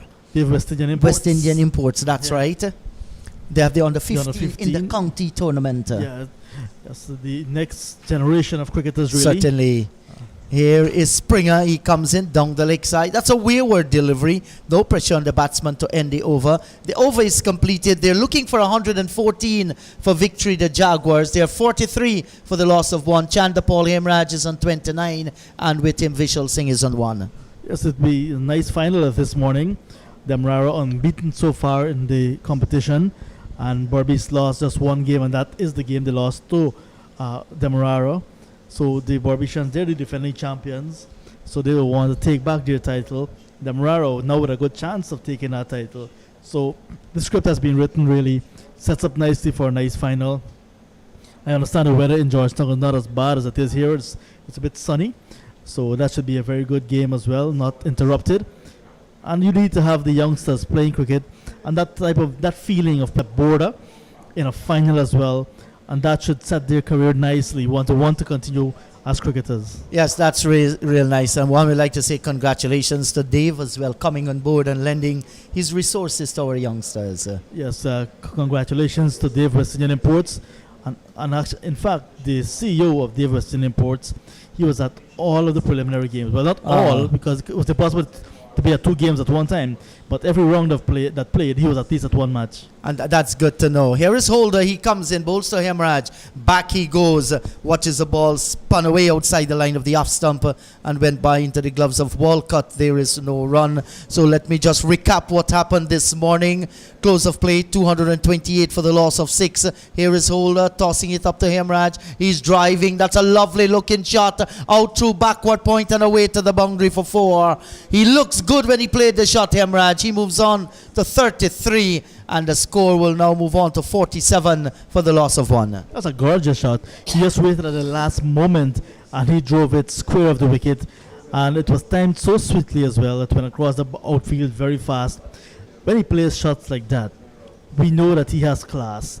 But when he started to go for those slugs, he looks so out of place and comical. But we know that the man can bat. Yes, certainly he can. Here is Holder, bowls to Hemraj, and he comes forward, opens the face, drops it with short hands, down to Bouchat short cover. There is no run. And you're right, John, when Hemraj is unsung, you can pay your money to see him bat. Here is this delivery that is tossed up. He's working it away down towards a forward short leg. There is no run. And as this innings develop, he's looking much better. Just needs some time out in the middle to recuperate. He's been in some lousy form of recent. This is a short delivery. He gave himself room and cuts it away down towards backward point. Cannot get past the fielder. He walks away, essays the shot he think he should have played. But he need to just recuperate a little there. Just cool it, Hemraj, as we watch this delivery from Holder. And he's coming quietly forward, running it down towards backward point. There is no run. He's going to take his green cap. He walks away. The over is completed. Hemraj is kept on 33. Vishal Singh is on 1. The Jaguars 47 for the loss of 1. Ever so often in the JIT, that game in 2013, late 2013, when the Barbados Pride needed to bowl the Jaguars to win in a low-scoring game, is coming to my mind. The conditions here, kind of similar conditions. Yes, so true. Reminds me of that so much. And every time I see Jonathan Carter, when he's feeling the ball, if he's asleep and they throw the ball to him, I'm thinking he will be the man who can actually duplicate that effort that Dwayne Smith did in 2013. So, yes, like are you conditions remind me of that. Yes, are you surprised that Carter has not been brought into the attack? Well, early days yet. I think just a scoreboard is ticking away as well. Ticking away, just 6 or 7 runs to get. The countdown is on. I rather suspect that before long he's going to be into the attack. I like that. Before long. That's a short delivery. Didn't get up at all. And very comfortably, left-handed Vishal Singh moves across the line, plays down towards mid-on. There is no run. Today, Tevin Walcott, LBW Pimal for 33. 234 for the loss of 7. Holder was caught and bowled by Pimal. He didn't score. 234 for the loss of 8. Jomel Warrican caught to the wicket of Reefer for 9. 238 for the loss of 9. Here is Springer, bowls to Singh, tucked away down towards the backward square, and he's going to get a single. He moves on to 2. 48 for the loss of 1. Cummins was bowled by Reefer. He didn't score, and Mindley was left not out on not.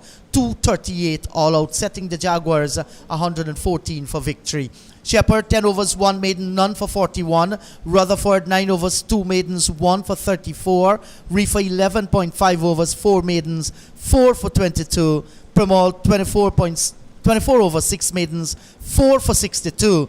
And Lewis 20 overs 3 maidens, 1 for 63. Short outside the line of the off stump, and Hemraj was looking to chop through backward point. He chopped it into the ground, and the ball went very close to the stumps. He survived again, Hemraj. He gets another run, moves on to 34. 48 for the loss of 1. That's naughty cricket once again from Hemraj. He has all the time in the world really to bat himself in the some amount of form. You know that he's struggling, so what he just needs to do is occupy the crease and bat a little bit long, get his confidence up, get some runs, come not out in this run chase, and that should do his confidence a world of good heading into the game against Trinidad.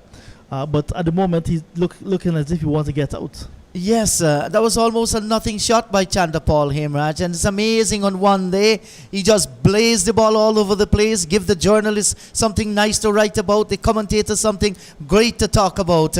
This is a delivery that flew off the outer portion of the bat from Vishal Singh down towards the third man boundary for 4. He now moves on to 6, and that has brought the 50 up for the Jaguars.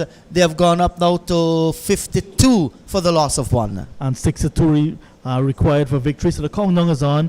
Vishal Singh just using the pace and the width of that delivery, opening the face of the bat and running it down to third man all along the ground. A safe shot in the end.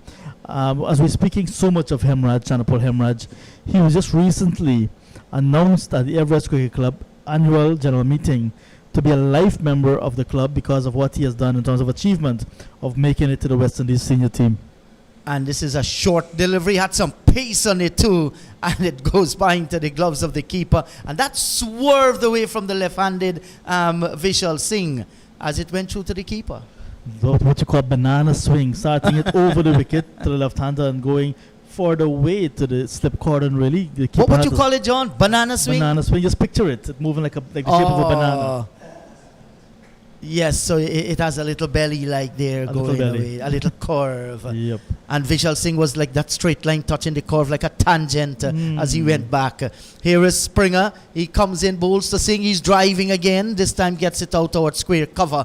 and there is no run. Holder is in the way. He's a big man. He blocks it and takes it nicely. Over is completed by Springer. The end of his fourth, 52 for the loss of 1. Hemraj 34, and the other batsman Vishal Singh on 6. The intention is there from Vishal Singh, looking to be very positive in his run chase. Small total to get, and he wants to get on with things. Not want to be bogged down, but just trying to play his shots as well. While at the other end, Hemraj looking to do the same, but is not being very selective. And I was saying, just a few nights ago, the Everest Cricket Club had their annual general meeting, and Hemraj was pretty much given that accolade is going to be bestowed to him a bit later on. A life member of the club, because every member of the club who makes it to the West Indies senior team, they're given that basically. You know, it's an achievement for your achievement. Yes, and that's real good to hear that Everest has honor one of their members, and one can only hope with this talent that he has, you know, he gets himself together, correct those little things that aren't going right for him, because certainly, I mean, he played for the West Indies in one-day cricket, so they're thinking very highly of the youngster, and it's good to hear that his club has honored him as well. That's your club, John Ramsing. Certainly. Yes, Everest Cricket Club, one of the best grounds around Guyana. And it's always a picturesque view when cricket is played at Everest, with the Atlantic Ocean in the distance there. The highway runs across towards the western part of the ground as well. Always nice to be at Everest. You're always safe as well, because the police headquarters just around the corner. You're a smart fella. It's the business hub really of the city as well. So you're in the hive of activities in Georgetown when you're at Everest. So please, we will welcome you. That's nice. Somebody's going to send you an invoice.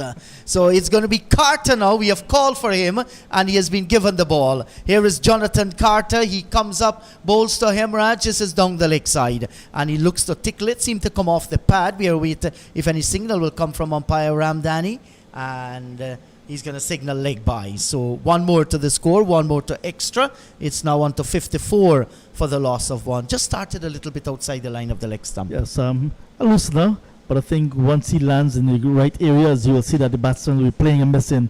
He's a very good thinking bowler, Jonathan Carter, not one that will just come and bowl up and down. He's going to give the batsman lots to think about. Yes, a thinking cricketer. 4 for 52 in the first innings for Jonathan Carter.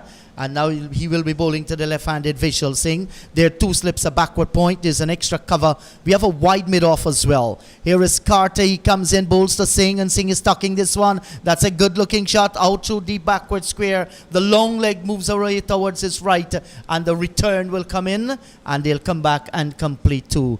2 more to Vishal Singh. He now moves on to 8.56 for the loss of 1. Nice little tickle. He looks very good playing that shot off the pad. Jonathan Carter on the line of leg stump once again to the left-hander.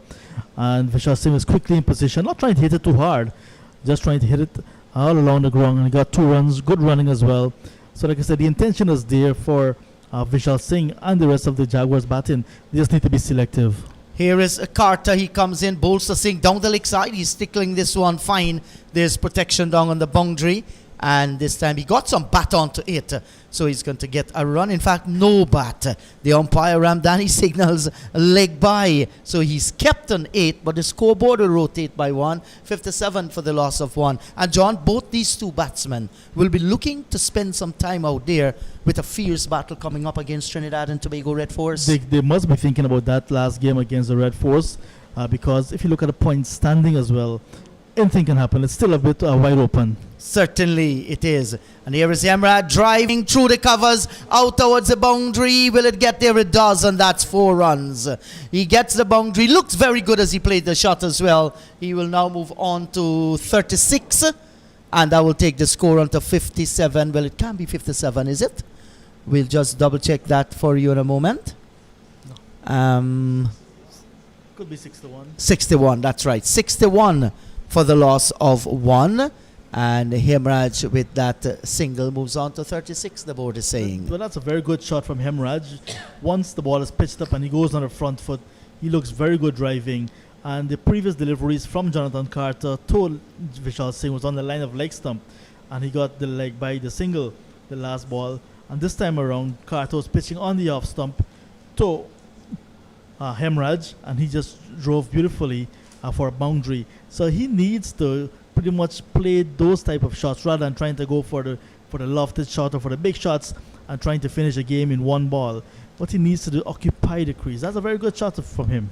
Yes, certainly it was a good shot, and this is the Chandrapal Hemraj we know when he selects his shot, plays every ball on its merit, seems to get in very good position as he plays those shots, and he looks real good when he plays them.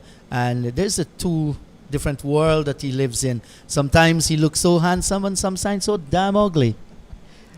Yes, it's part of the game of Chandrapal Hemraj as well. But he can work on it. Yes, He's still certainly very young, he can. Young career, and with the right persons around him, we know that he can just get better. You know, he's been putting on some amount of size, he's been working in the gym, you know, so what he needs to do as well is to work on the other attribute of his game. That's just keep hitting the ball in the right areas, building his mental capacity as well, and he'll be the complete cricketer. Do mind you that he started as a middle order batsman. So and true. Now, he was asked to bat out of character as an opener, and then he made it his own just one season ago, and here he is today as an opener. Yes, and sometimes I'm a little bit worried when we have our middle order batsmen. They've been made into opening batsmen, and some of them, their careers have just gone flat. One, remember Guyana Singh. He was never that opening batsman.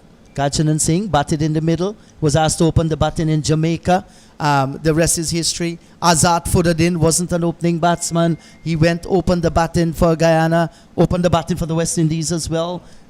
Leon Johnson is another one. I only hope for Chandrapal Hemraj and cricket's sake this doesn't happen to him, because this man is a gifted person when it comes to batting. Mm-hmm. So the ball is actually retrieved. It was actually hit under the orange stand, and Norman had to come all the way from the orange stand. From the seat he was comfortably sitting in, he had to go under the stand to help Miguel Cummings retrieve that ball. So that ball was hit in the dark spots of Providence, really. Yes, and it found an opening because there are mesh down there, and it went through. So all is well, and Hemraj will go into his stance once again as he watch Carter prepares to move into bowl to him. He comes in, bowls to Carter, jumps on the back foot, allows the ball to go by outside the line of the off stump. There is no run, and Carter touching down just outside the line of the off stump, and a little away movement as well. Yes, pulling the bat in the line at the last moment, but the ball that pitched in a good area and not forcing Chandrapal into the shot. That's Chandrapal Hemraj into the shot, and he allowed it to go by. Good bounce and good carry as well from Carter.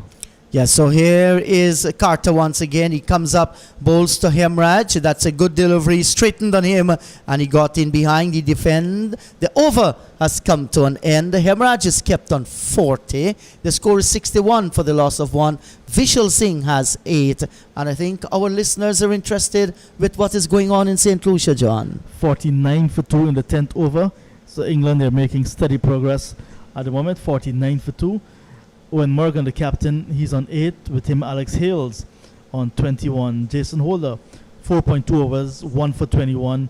And Carlos Bradford, the 1 over for 4 runs. Cottrell, the only other person to bowl, and also the only other wicket taker. He has so far 1 for 23 from his 4 overs. Yes, and certainly this is good preparation for West Indies as they seek to go and do well in the ICC One-Day International World Cup, which will be played in England. That's a short lifting delivery by Springer outside the line of the off stump, making good height too as it goes by into the gloves of Walcott. There is no run. And West Indies has done well, John, against England. They won that test series 2-1. And then we have the One-Day International. It is England that is leading that as well. Rain preventing play in one of them. And I think so far the preparation are going as planned. Here is Springer. Comes in, bowls to Singh. He's on driving down towards mid-on. There's no run. Slower delivery this time from Shamar Springer. But indeed, they win this preparation on par, really, because if you look at what they're doing, they're competing with the number 1 ranked side in ODIs right now, England. They're at home, Windies, mind you. So at home, they tend to be different opponents than when they're on the road. But they're certainly looking to build a team to go to the World Cup and not only to compete, but to win. Here is Springer, comes in, bowls to Vishal Singh down the leg side. There's an appeal for a catch at the wicket. He holds his head, Springer, as the ball goes by, and umpire Gustard says not out. 61 for the loss of 1. But the preparation is good. What it is going to do is to give them a momentum. And also, they're tasting success too. So the confidence level is going to be high. And it's so nice to see some of our talented players are just beginning to fulfill that promise. We have been hearing that winning is a habit. Yes. All right. So once they can continue to win and they know how to win, they have that formula to win, they will continue to win and they will do well. Here is a delivery that is pitched up and this is driven away down towards mid-on. There is no run and a good delivery. It was right on target. I heard that India might very well be considering to boycott the World Cup match against Pakistan because of that brawl that is happening on the Kashmir-India-Pakistan border. So sad, so many people lose their lives. That's right. And this is a big drive by Vishal Singh outside the line of the off stump. And the ball just beating him goes by into the gloves of the keeper. Shamar Springer has to go back to the top of his mark. That's a bit. That shot is a bit out of frustration from Vishal Singh. A lot of deliveries have been angled into his pad just down that leg stump line. That one was wide outside the off stump. He had a go, made no contact. I think the Barbados Pride bowlers are attacking his leg stump. Here is Springer. He comes in, bowls. He's driving away. He's edging. He's caught at second slip. And that's Jomel Warrikan picking up the catch. And Singh walks away. And Springer gets his man. It's now 61 for the loss of 2. And Barbados Pride fielders out there, they're very, very happy, John. They have to. The Guyana Jaguars still need 53 more to win. And that was a bad shot from Vishal Singh. That ball was a well pitched up, good delivery on the line of the middle stump, really. And he had a go at it with the natural angle of the delivery, carrying it away from middle to off. And he had a flash at it. And he got good connection. And Jamal Warrikan took a very good catch. That ball was traveling, and Warrikan took it quite comfortably as well. So good breakthrough, good wicket for Shamar Springer. He continues to land in some good areas. And that ball was a wicket-taking delivery. Vishal Singh, he was committed to the shot and could not pull out at that point in time. Edge found, wonderful catch. 2 wickets now in the bag in this small run chase. And if the Guyana Jaguars can lose another one in maybe not so far from now, it can actually set the cat among the pigeons in this run chase. Yes, and I think Vishal Singh is going to be pretty disappointed with the kind of shot that he played. Previously had a big flash at it, missed it outside the line of the off stump. He went again, and this time the edge was found, and Warrikan took a very good catch because the ball went to him very, very quickly as well, and to his right, and it was making some height. So it was a very good wicket for them to get, and now Leon Johnson has come out in the middle to bat. The Jaguars need to get their batting lineup settled as well, because Leon Johnson is the one that is customary to bat at the number 3 position. They tried Sharfin Rutherford. Now they played Vishal Singh. He scored 33 in the first innings, and here again he has gone for 8 after facing 33 deliveries. Thank you so much, John. So he has made 8.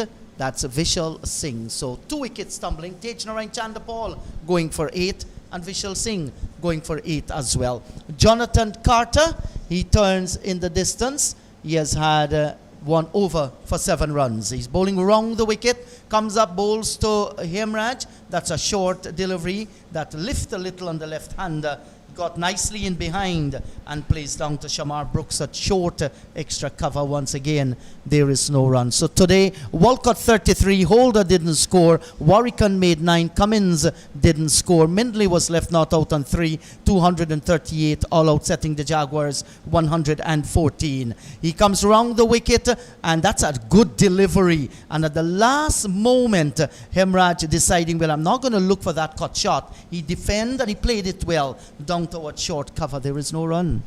Hemraj has lots of shots, and that's one of them. He actually was looking to run the ball down a bit, but the ball just rushed him, so he actually had to go a little bit more defensive. He had to jag the bat down on it. So he's actually trying to still be positive, although we're heading closer to lunch. Carter bowls to Hemraj, and this is popped back past the bowler, and they get the single, a little flick of the wrist there, John. Hemraj gets another run. He now moves on to 41. It's 62 for the loss of 1. He times the ball so well. On that occasion, just chip it back just over the head of Jonathan Carter, who could not hold on to it in the follow-through, and he got a single But like I'm saying, Chandrapal Hemraj has all the shots in the books. Just a matter of which one he will play to which delivery. So he just needs to be selective. He can actually play multiple shots to the different deliveries, but it's a matter of selection right now. And like I'm saying, it's heading closer to lunch. He just needs to be very watchful. Yes, certainly. He needs to be Chandrapal Hemraj. Well, you can have all the shots in the world, John, and you said it right.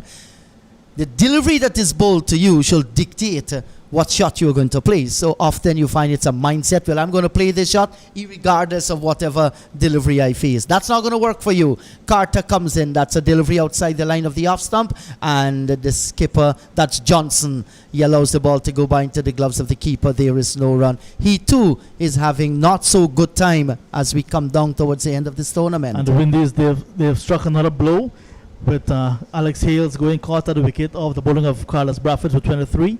So now there's 57 for the loss of 3 in over number 11. Well, that's good news for the West Indies. They have England there on the back foot. Well, you have some very good players in this English team to come in as well. This is a delivery wide outside the line of the off stump. No shot offered by Leon Johnson. It goes by into the gloves of the keeper, and there is no run. The lights of Butler and Stokes to come. Well, Stokes is there. Just faced 3 deliveries alongside his captain Morgan, who's on 14. 57 for 3 in the 11th over.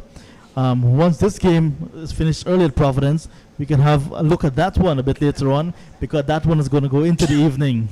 Yes, certainly. Here is Carter. He comes in, bowls to Johnson, and Johnson gets a short delivery that lifts on him. He plays down toward forward short leg. There is no run. The over is completed by Carter. Johnson is yet to score. 41 is Hemraj. The Jaguars looking for 114. They're 62 for the loss of 2. So just 52 runs needed by the Guyana Jaguars for their 6th victory this season. And what we'll do during the lunch break, we'll do some analysis in terms of that points table, compare what's happening with that Leeward's Hurricanes clash as well, and then with the Barbados Pride not being able to add too much to their points tally because of this game, we'll also look at that. So after lunch, we'll have a good discussion on the points table. Yes, we certainly will do that, and it's so important with all these batting points, bowling points. You get points for winning the match. You get points for fast bowlers taking wickets as well. Make it all the more interesting. So Shamar Springer will continue to bowl from the northern end of the ground. That's the commentary box end. And now I think there's going to be a second slip put in place. Not a bad thinking at all. Not at all. Should be the final over before lunch. We're looking to pick up wickets and apply the pressure. Here is Brooks. He comes in, bowls to Hemraj, and Hemraj plays down towards mid-on, and there is no run. So you need to maintain that pressure as well, especially when someone like Hemraj in this mood is batting out in the middle. So Tejnarayan Chandrapal, he was caught at the wicket of Springer for 8.35 for the loss of 1, and the last man going Vishal Singh caught by Warrican in the slip of Springer for 8.61 for the loss of 2. Here is Shamar Springer. He races in over the wicket, bowls to Hemraj. He's driving sweetly down towards extra cover.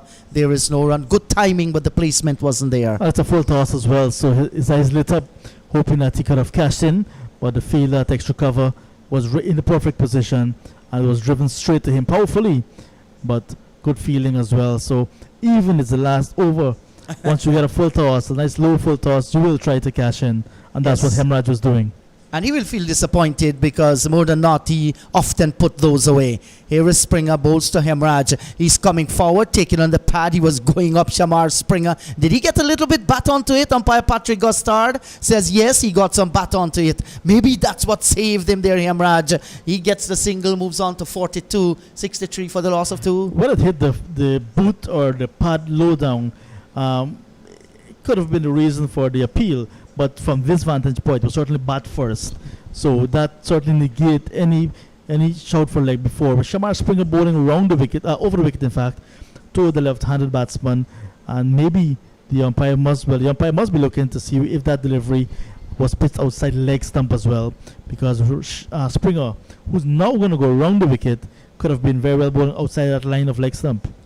So he's going to come around the wicket to the left-handed Leon Johnson. He bowled over the wicket to the left-handed Chandapal Hemraj. So they are how much? 1, 2, 2 slips and a fly slip as well. So there are 3 of them. Here is Springer comes in and bowls to Johnson. Johnson plays down towards short mid-wicket. There is no run. He was striving to get the ball full in line with the leg stump. Just short of the length he was looking for there, Shamar Springer. And it was played well by Leon Johnson as we head towards lunch on day number 3 with the Jaguars 63 for the loss of 2. Here is Springer once again. He turns in the distance, a tall boy, and begins his approach. He passes the umpire, comes in, bowls to Johnson. He gets a good delivery, and Johnson plays well too. Plays down towards mid-off, and that seemed to be a slower delivery as well, John. Good slower delivery from Springer, but on target. And the captain of the Guyana Jaguars, Leon Johnson, showing him the full face of the bat, not trying to be forceful, especially in the final over before lunch. He's just gotten to the crease as well, showing full respect to Springer. Springer bowling very well. Here is Springer. He comes in, bowls to Johnson, and he's flicking this one away nicely down towards mid-wicket. And Johnson gets a run. He's off the mark with 1. The score moves on to 64 for the loss of 2. And the players, they walk away for lunch on day number 3. The Jaguars looking for 114. They're well placed on 62 for the loss of 2, John. And looking for 64 is the score? That's right, 64 for the loss of 2. So they're looking for a further 50 runs to get with 8 wickets standing and lots of play. Mindley, 4 overs, no maidens, none for 6. Cummins, 4 overs, 1 maiden, none for 24. Chame, Holder, 4 overs, no maiden, none for 13. Springer, 6 overs, 2 maidens, 2 for 10. Springer, 2 for 11 rather. And Jonathan Carter, 2 overs, no maiden, none for 7. At the crease is Chandapal Hemraj battling away on 42. His skipper, Leon Johnson, on 1. The score is 64 for the loss of 2. So we had 1, 2, 3, 4, and 2, 6 wickets tumbling this morning for just 61 runs. 71 runs rather. Yeah, so lots of wickets and a decent amount of runs really in the first session this morning. Low scoring game it continues to be, but for the fact that it's not a lot of runs still required for the Guyana Jaguars 50, they can fancy themselves of going on to win this one. They've won the session by virtue of bowling out the Barbados Pride this morning quite early and now wiping off 64 out of the 114 as needed. So they've definitely won that session again. And because of that, they're in good position to go on to win the match. 2 sessions left today, all of tomorrow. We definitely still on for an early day. Yes, certainly. So that's the story at lunchtime. The Jaguars looking for 114. They are 64 for the loss of 2. Do join us for more ball-by-ball commentaries from the National Stadium after the lunch session. That's in another 40 minutes.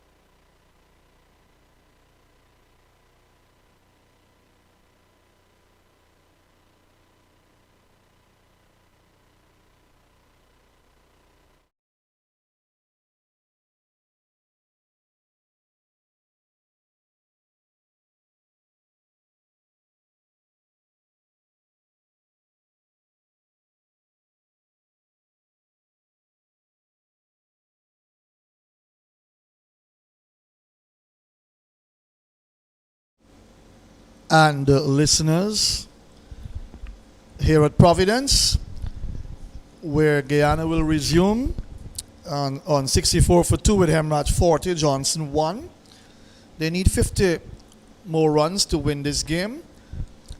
Their penultimate match in this year's PCL Regional 4-Day Tournament. And they've got their final game to play starting Thursday, next week Thursday, right here at Providence, a day-night match using the pink ball. Match starts at 2 p.m. against the Trinidad and Tobago Red Force. Well, this game probably should be over way before tea, but 50 to get, and the fast bowlers looking to impress for Barbados. 2 wickets going already to young Springer, who's got talent and who's got ability. And we're about to watch the first delivery to be bowled by Minley. Comes up, he's in, bowls to Johnson. And Johnson is driving down to mid-off. 3 slips, backward point, cover mid-off, mid-on, mid-wicket. And the fine leg for you. Still hazy conditions. We've not had the sun with us for a while, Clyde. It's been more cloudy, dark clouds over and over, no threat of rain. We've had no rain at all. Clyde Butts has rejoined me after lunch, 64 for 2. Clyde, good afternoon. You had a good lunch? Yes, so definitely had a very good lunch. Minley bowls outside the off stump taken by Walcott, and there is no run. So 50 needed now. And this is a session where those 50 runs should be scored. Definitely, I think before lunch. one way or the other, the game should be finished before tea. Well, before tea, that's before right. tea today. 50 runs with 8 wickets in hand. You certainly would be backing the Jaguars to win this game and win this game maybe sometime before tea. Attacking field for Johnson. He gets the ball, he's driving. Nice shot, through cover, 4 runs. Lovely to watch Leon Johnson when he gets into that cover drive and he gets himself a boundaries 5, the score up to 68 for 2. Well, he didn't time it to perfection, but he certainly hit it well and hit it just in front of square on the offside and got 4 runs. I think that would do his confidence a world of good. He hasn't had the best of year in terms of scoring runs, but his captaincy has been good as usual, but he just needs to score some runs, and I'm sure he himself would be thinking, I need to make some runs. Minley will bowl to the Guyana Jaguars captain once more. He lets it go outside the off stump. He would be a very proud man heading for a 5th title. The thing about it as well, that Leon Johnson looked very good against Jamaica. I thought he batted pretty well in both innings. Looked the part, and you know, a little surprising that he went to Jamaica, he didn't get any, and then he come back in the first innings here, didn't get any as well. But he certainly looked very good against Jamaica. I think he got 2 50s in that game. He got 31 in that game in Jamaica at Sabina Park. Mindy comes up, he's in, bowls to Johnson on the off stump. He's back, steers it away into the offside, picked up by Curtin, the substitute fielder. He's on actually for that's Mosley, who has a bit of a hamstring. That's what I've been told. So Curtin, Nicholas Curtin is on. He's been on the field from the start of the Jaguars' 2nd innings. 40 to Hemraj. Unbeaten on 40. He's yet to face a delivery after lunch. It is Johnson who's facing. He's on 5. Hit a boundary so far. Gets the ball on the middle stump. Works it away towards mid-wicket for a single. As Boucher comes in. Quick single. And he now moves to 6. It's gone up to 69 now for the loss of 2 as he overcomes the Nen Clyde. So some 45 needed now to win this match. The Jaguars looking to strengthen their lead. 117.2 points before this game. Well, with the win, you get an automatic 12 points, and then you've got to add the bowling and batting points. They're going to go past 130 points, of course. Well, they got the 3 bowling points in the first innings.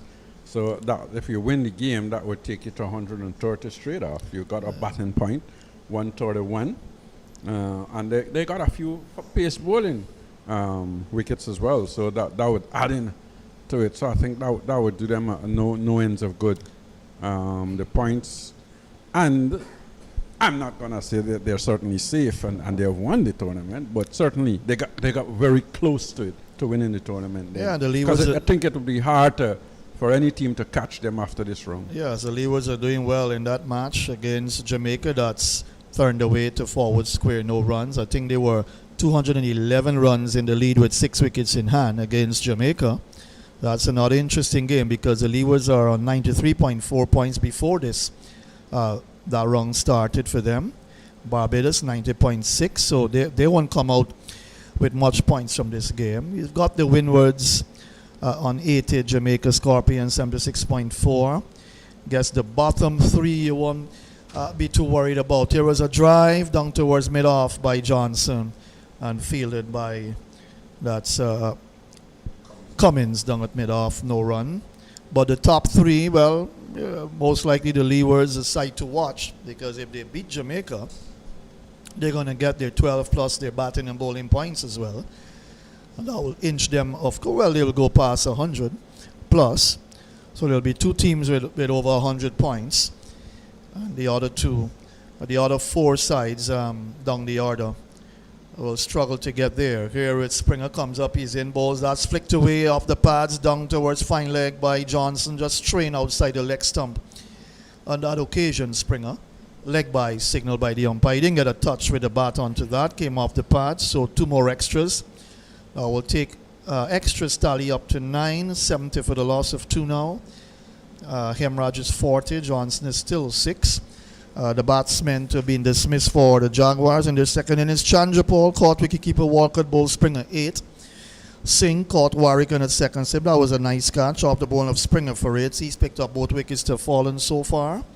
6 overs, 2 for 8 before this. Comes up, bowling over the wicket to, that's Hemraj. Hemraj gets the ball that he's on top of and steers it away down through the vacant gully area for 2. They come back for 2 runs, so 2 more to Hemraj. And wouldn't get extras. A little bit of sloppy work in the outfield there. The return came in away from the bowler's end. Cummins had to scamper to his left to tidy up. In fact, that wasn't like that. But it wasn't like actually that. went to the wicket keepers and the wicket keeper tried to throw down that's right. That's right. And then Cummins had to scamper across his left to just ensure no extra runs were scored. Beg your pardon with the wicket keeper there. Trying to blame him. 72 for the loss of 2. And then at lunch, 64 for 2. Hemraj 40, Johnson 1. 7 extras. Extras has gone on out to 9. 72 for the loss of 2. Here Springer comes up. He's in bowls to Hemraj. He's on the back foot. Steers it away down behind point for 1. The fielder comes off the boundary. So 1 more to Hemraj. He's now gone to 41. So in fact it was Johnson, is it? Who would have scored those runs. The scoreboard says he's on 9. Hemraj is on 43 now, so that's correct. 73 for the loss of 2, Clyde. But looking at the point stand, and I know John wants to discuss it. Guess he'll do that within the Jeet, or depending on when he comes on, of course. But really the Leewards are the team to watch here behind the Jaguars. Here is Johnson across. Plays defensively into the offside, and there is no run. Just to remind viewers and listeners, today started with the Pride being on 228 for 6, leading by 103. They only added 10 runs today for the loss of the remaining 4 wickets. It was a disastrous morning for them. First couple of minutes where they lost Walcott leg before wicket to the bowling of Pamal for 28, 234 for 7. Holder caught and bowled Pamal a duck, 234 for 8. Warwican caught wicketkeeper Bramble bowl Reef for 9, 238 for 9, and then Cummins bowl Reef for no score, 238 all out in the 75th over. Minley not out 3, 8 extras, 3.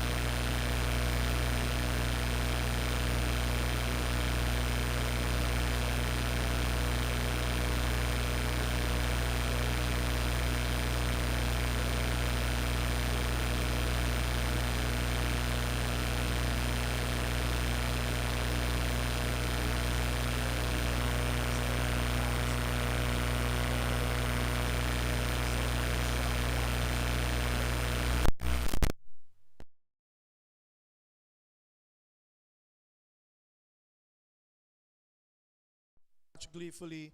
And so Chandra Paul Hemraj is gone for what, 50? An even 50, I believe. The total now up to 82 for the loss of 3, Clyde Butts.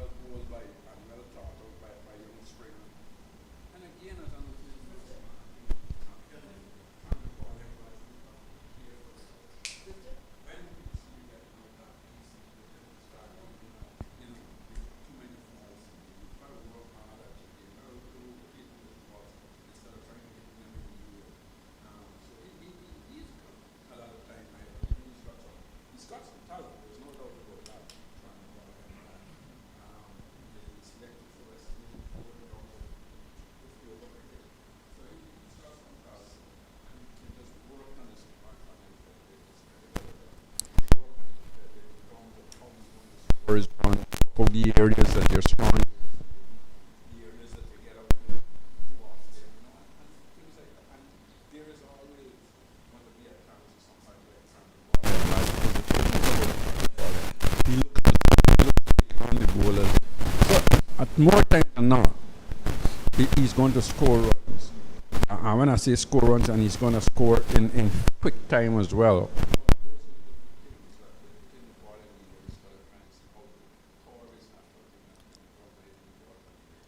Johnson is on strike. He's cutting away a nice shot where Gully would have been. In fact, just to the left of Gully, down to the boundary for 4. He punctured that nicely, Leon Johnson, and he was able to cut that away nicely down to the boundary for 4. He's gone up to 50 now, 86 for the loss of 3. But yes, the trap was well set for Hemraj, and he committed himself to the shot. He didn't carry through maybe the way he should have, and maybe in 2 minds on that occasion, and outfoxed by Springer, who's picked up a 3rd wicket.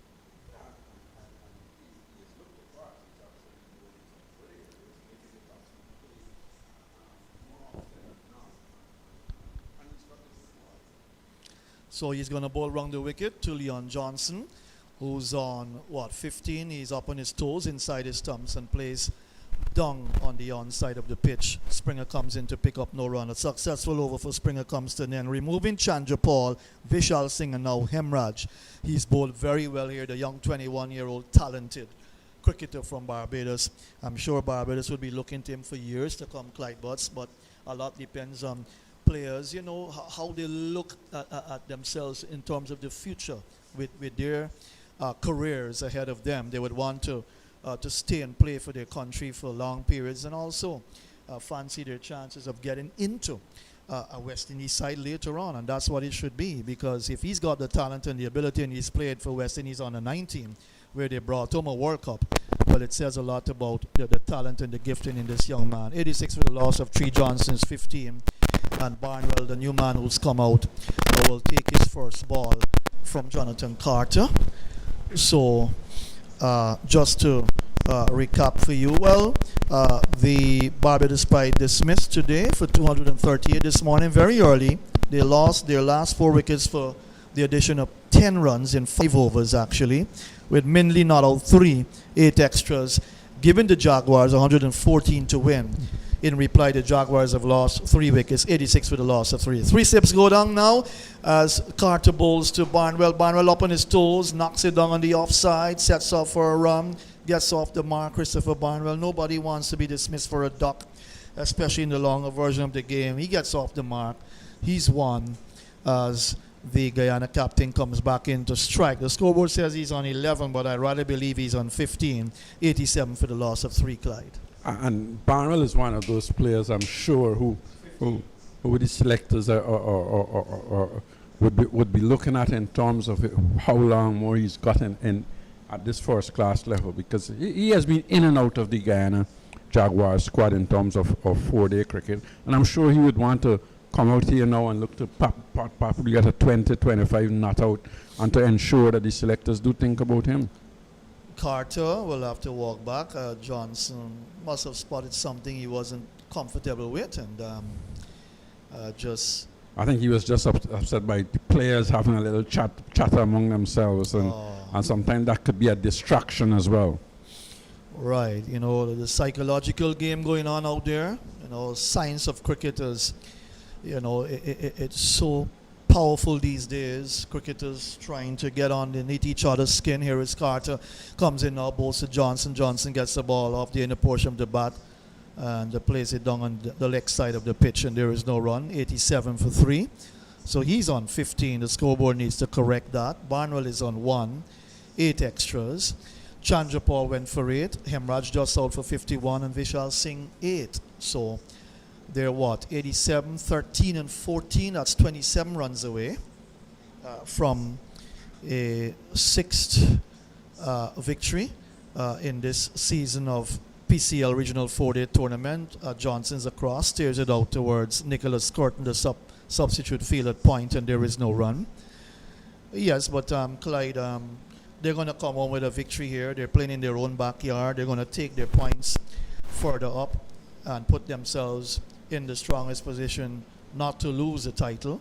A 5th consecutive title win in the making for Johnson. Off the back foot, that's cracked away. Nice shot.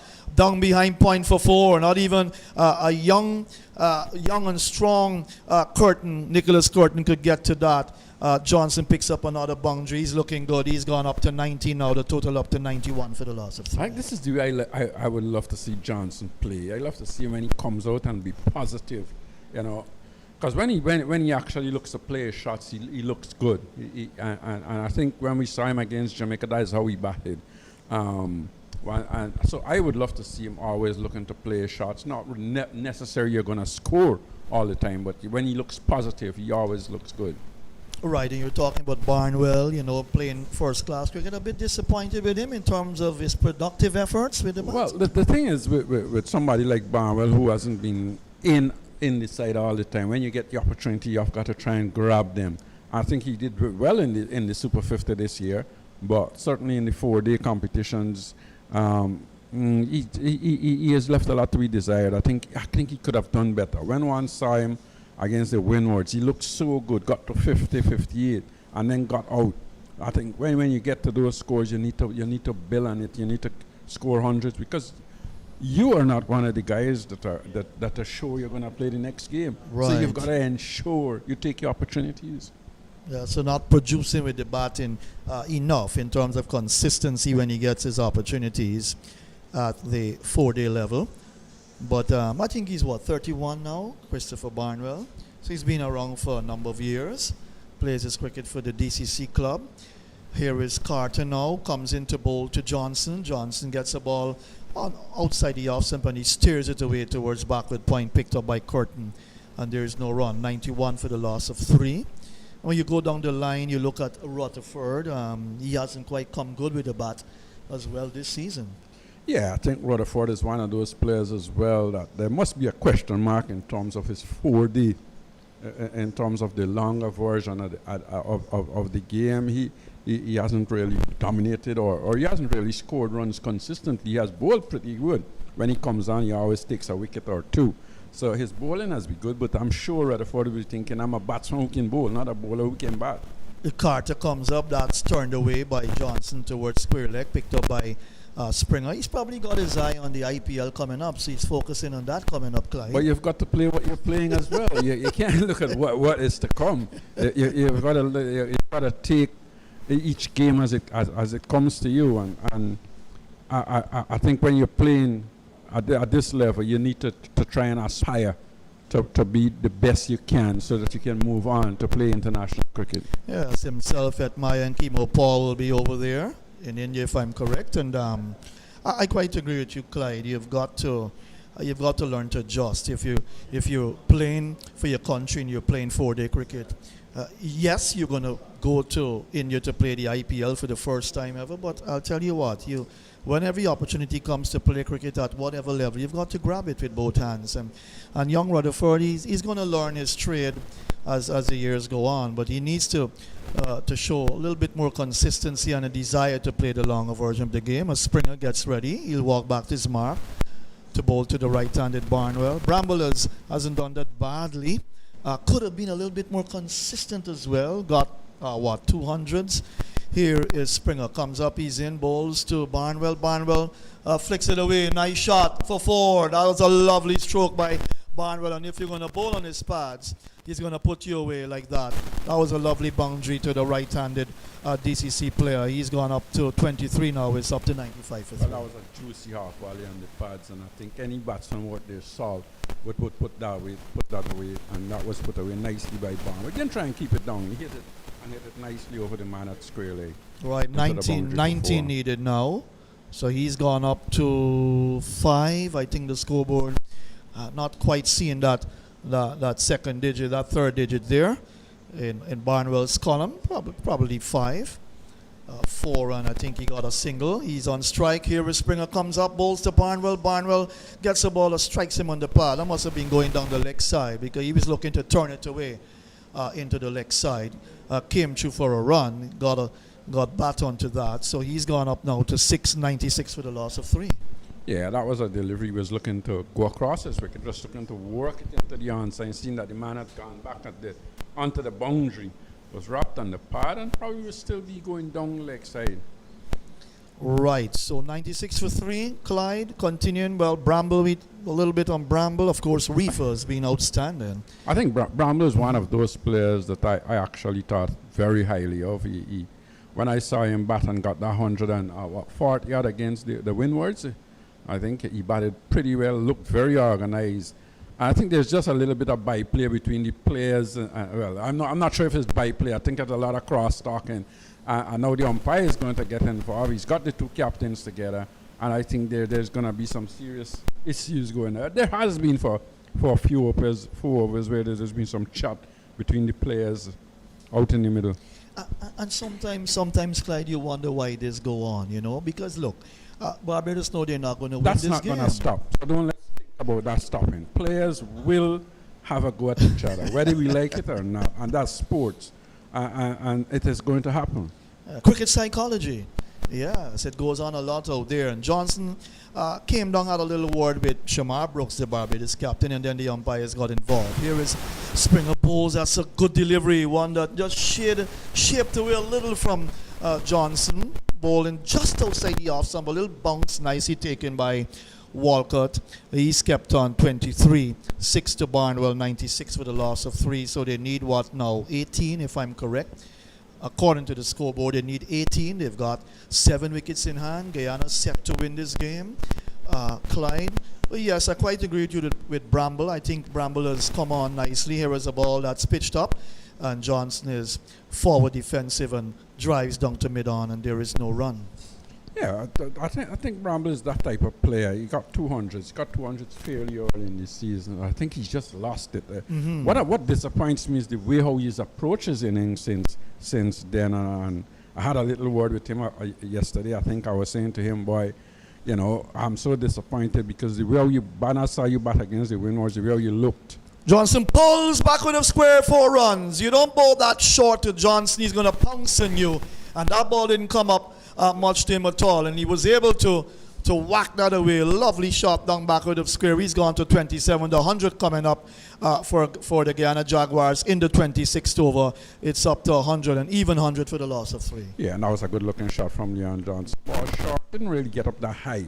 And into his wicket and pulled it nice behind square into the boundary for 4. Good looking shot. All right, and of course, a man I want to talk and commend highly for doing well in the Guyana side is Romario Shepherd. That's a drive down to mid-on. Shamar Brooks comes across his right to pick up. No chance of run. The over comes in, and I leave you with some more thoughts. You can just mention a little bit about Shepherd, and then to take you through to the close of this innings and a victory for the Guyana Jaguars, it will be Inderjeet Prasad. Some confidence. Yeah. Romario Shepherd, I think, has got a lot of talent. He's a player I have a lot of time for. He's probably not express some of the fast bowlers around, but he bowls within his area. He's bowled within his limitation. And if there's any criticism of Romario Shepherd sometimes, is that he don't make the batsman play enough. Whether it's a plan with his captain or not, but I think I just get the impression that he don't make the batsman play enough. He tends to go a little too wide outside the off stump, especially to right-handers. And sometimes when you've got the new ball, you've got to make them play. You've got to look to take the opportunity to get your wickets. So if there's any criticism about him, that's where I have it. But in terms of his batting, looking at him in the outfield, he's always agile, he's always there. And he looks a good-looking professional cricketer. Carter bowled to the right-handed Barnwell. The delivery go by to the keeper down the leg side, just straying a little there, Jonathan Carter. So the equation, lots of time to get 14 runs here. 7 wickets standing for the Jaguars. An interesting battle going on in St. Lucia. West Indies, they're playing England.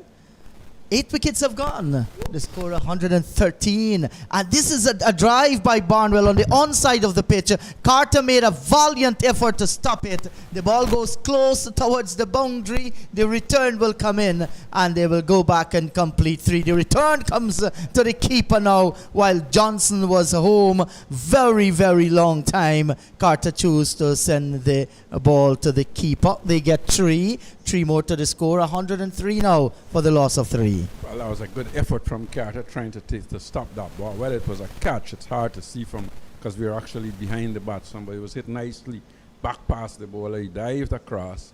Didn't take some of the pace off of it, and they were able to get 3 runs. Yes, and 3 more to the score. So there's still 3 slips, a backward point for the left-handed Leon Johnson. There's an extra cover, a wide mid-off. And it's going to be a sweet victory for the Jaguars, having been defeated by the Scorpions in their previous game. Outside the line of the off stump, a short lifting delivery. Johnson allows the ball to go by to the keeper. There is no run. So in St. Lucia, West Indies won the toss and they had having a bowl first. England have been reduced. We're in the 28th over there, 113 for the loss of 8. Rashid, he is yet to score. And Koran, who has been brought into the squad, he's also on 0 as well. Holder, 1 for 28. He's in his 7th over.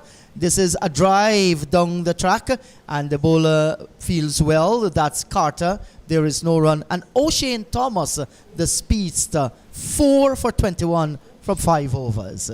Well, that's certainly good news and good to hear that West Indies is actually going to, they're going to bowl England out. Yes. You've got to still go and bat and make those runs, and you still got to get those 2 wickets to fall as well. And this is flicked away by Leon Johnson down towards the fielder on the long leg boundary. That's Holder. He gets a single. With that single, the over has come to an end. At the end of it, 104 for the loss of 3. And they're just looking for 10 runs for victory, Clyde.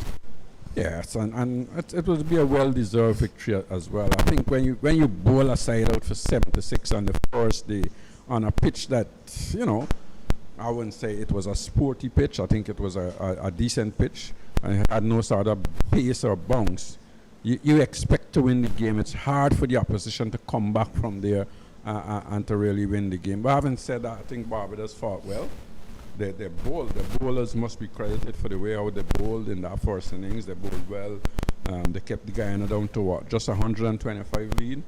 And then yesterday, I thought they batted pretty well as well. But again, one of those batsmen, Brooks, Carter, or Mosley, should have been able to go on to get a big score if they wanted to put their side in a good position. Yes, and that was disappointing indeed. So Shamar Springer, he will continue from the commentary box end, and he'll be bowling to the left-handed Guyanese skipper.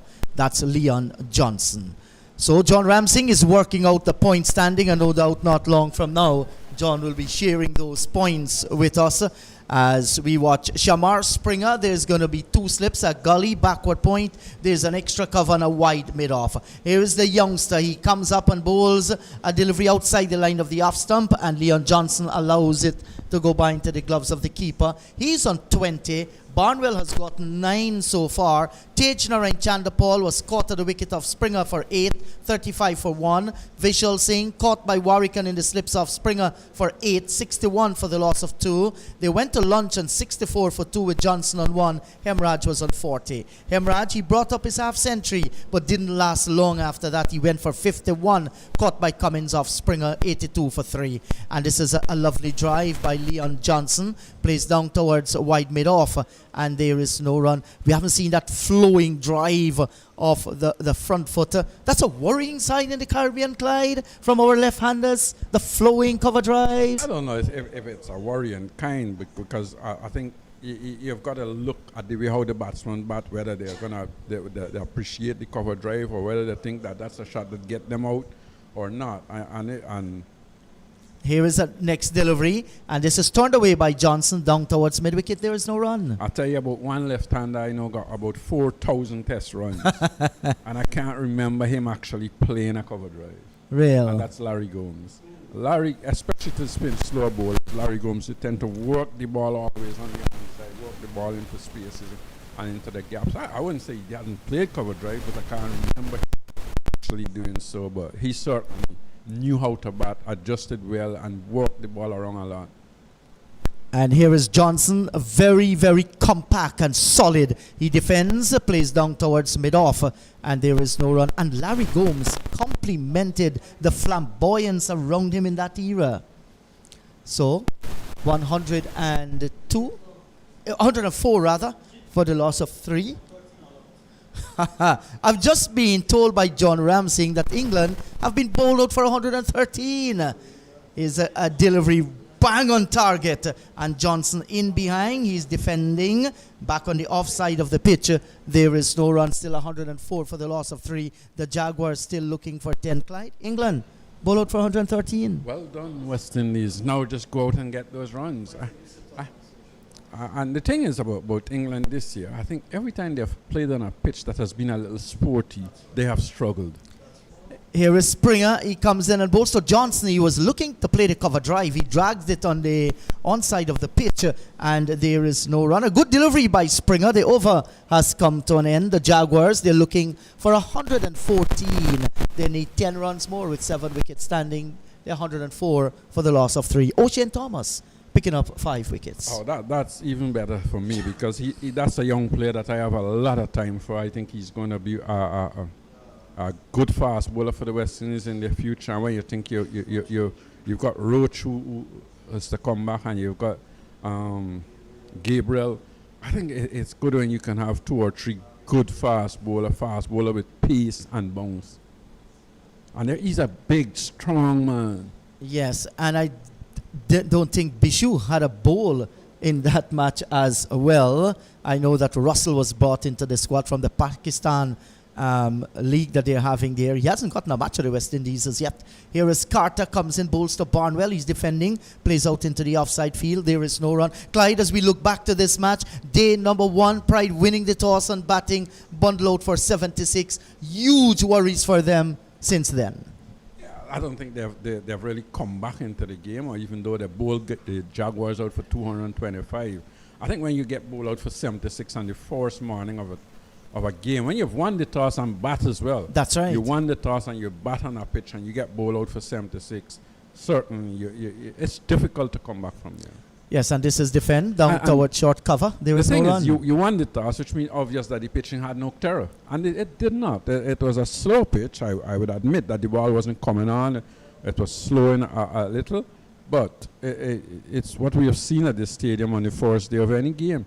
Yes, played away by Barnwell as Carter pitched one in line with the leg stump down towards mid-on. And in that first innings, their first 5 wicket went down with just 28 runs on the board. The cream of the batting, they never really recovered for there. Mosley made 2 in that first innings. Boucher, he struggled for 17. Shamar Brooks made 1. Carter comes in, bowls to Barnwell, and he's hoisting this one over the top of mid-on, down to the boundary for 4. Deliberate shot, easy shot for Barnwell, and he plays it well. He moves on to 13, 108 now for the loss of 3. And the thing about that first innings as well, you know, you've got to give the bowler some credit, because they would have had to adjust it and bowl good length on the pitch that the ball wasn't really coming on. It wasn't quick. And they bowled full to the batsman, so they understood the pitch. And this is edged past between the second slip and the third slip and down to the fine third man boundary for 4. It was in the air and it bisected the fielders there. Barnwell gets another boundary. He will now move on to 17, and that will take the score now on to 100 and just waiting for the score, but 112 for the loss of 3. Barnwell edging, and the ball falling safely through the slips cordon down to the boundary for 4.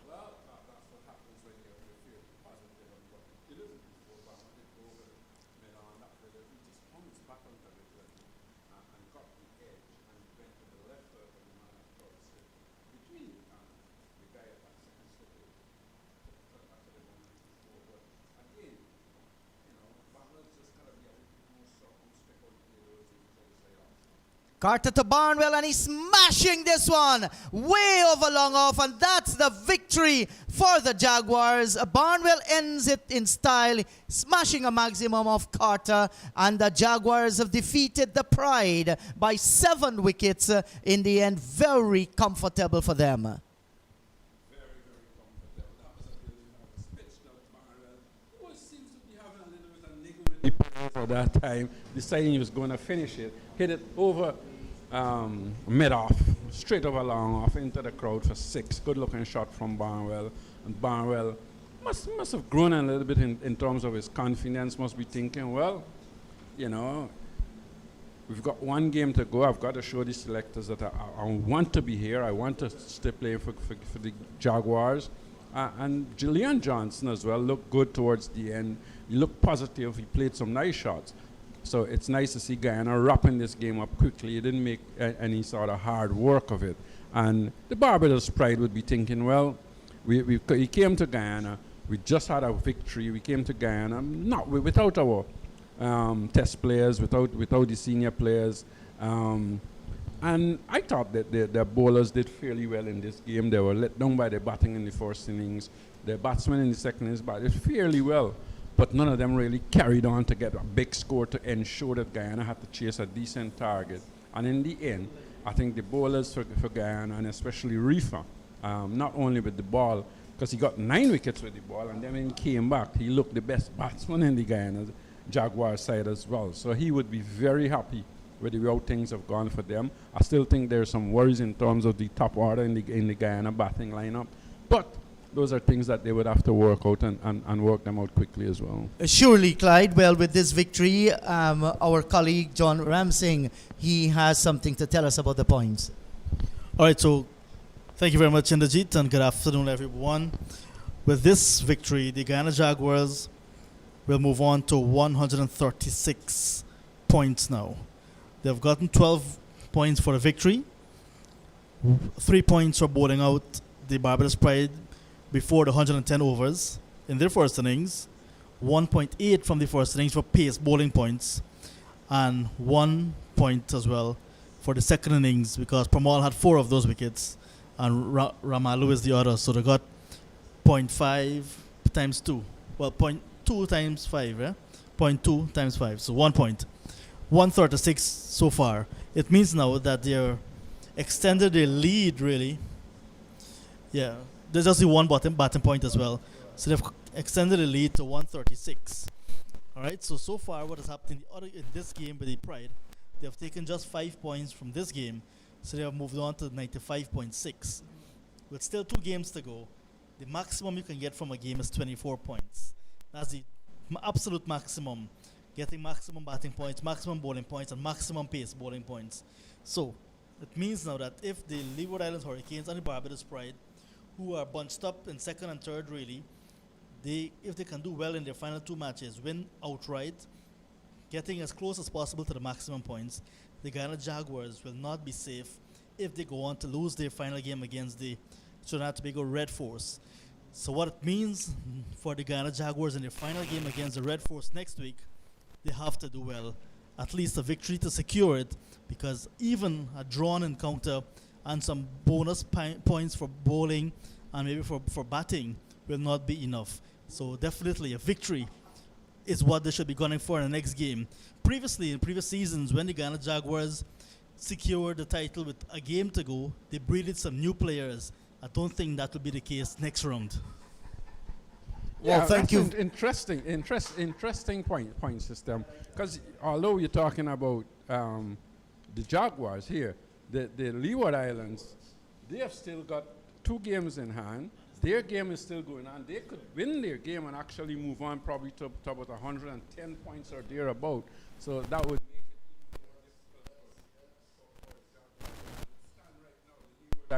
probably has gotten 4 points already in their game, and maybe some bowling points as well.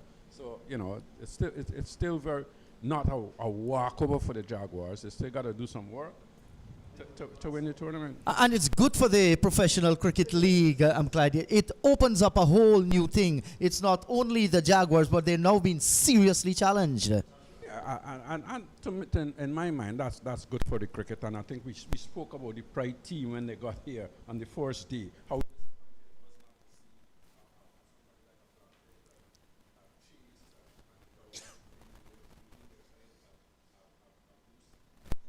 of coming to Guyana. I think when you're playing the Jaguar, the Jaguar has won 4 tournaments. Which is the team you want to play against? For the other sides, you want to play against the Jaguar. Exactly. You want to do well against the Jaguar. That's the team that is doing well. So why wouldn't you come here and play? And then if you don't win, you can say, well, we don't have a chance. I'll take a little bit of That's very, very disappointing indeed. So let's see what transpired today. Overnight, 228 for the loss of 6 Barbados Pride, still with a chance of extending that 103 lead. That was not the case today. They lost 4 wickets in the space of 5 overs for the addition of 10 runs. Walcott LBW Primol for 33. Holder was caught and bowled by Primol. He didn't score. Warwickon caught the wicket off Reefer for 9. Cummins was bowled by Reefer. He didn't score. And Mindley was left not out on 3. And they closed their innings on 238, setting the Jaguars 114 for victory. I think it went badly wrong for them this morning after a great fight yesterday.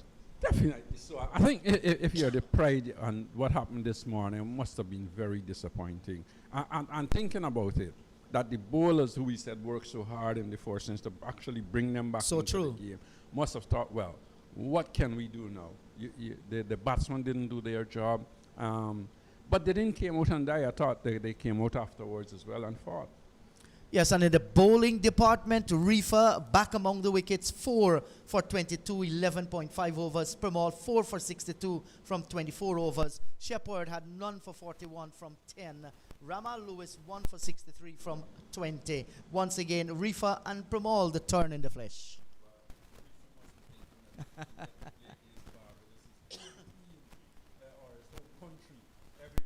He'll be a happy man because he always seems to turn out the best performance against the Barbados team. What I like about Reefer as well, and I think I've said this before more than one time, that every time Guyana, the Jaguars are under stress in terms of their batting, he comes good. He always seems to save his best for when the team is in trouble.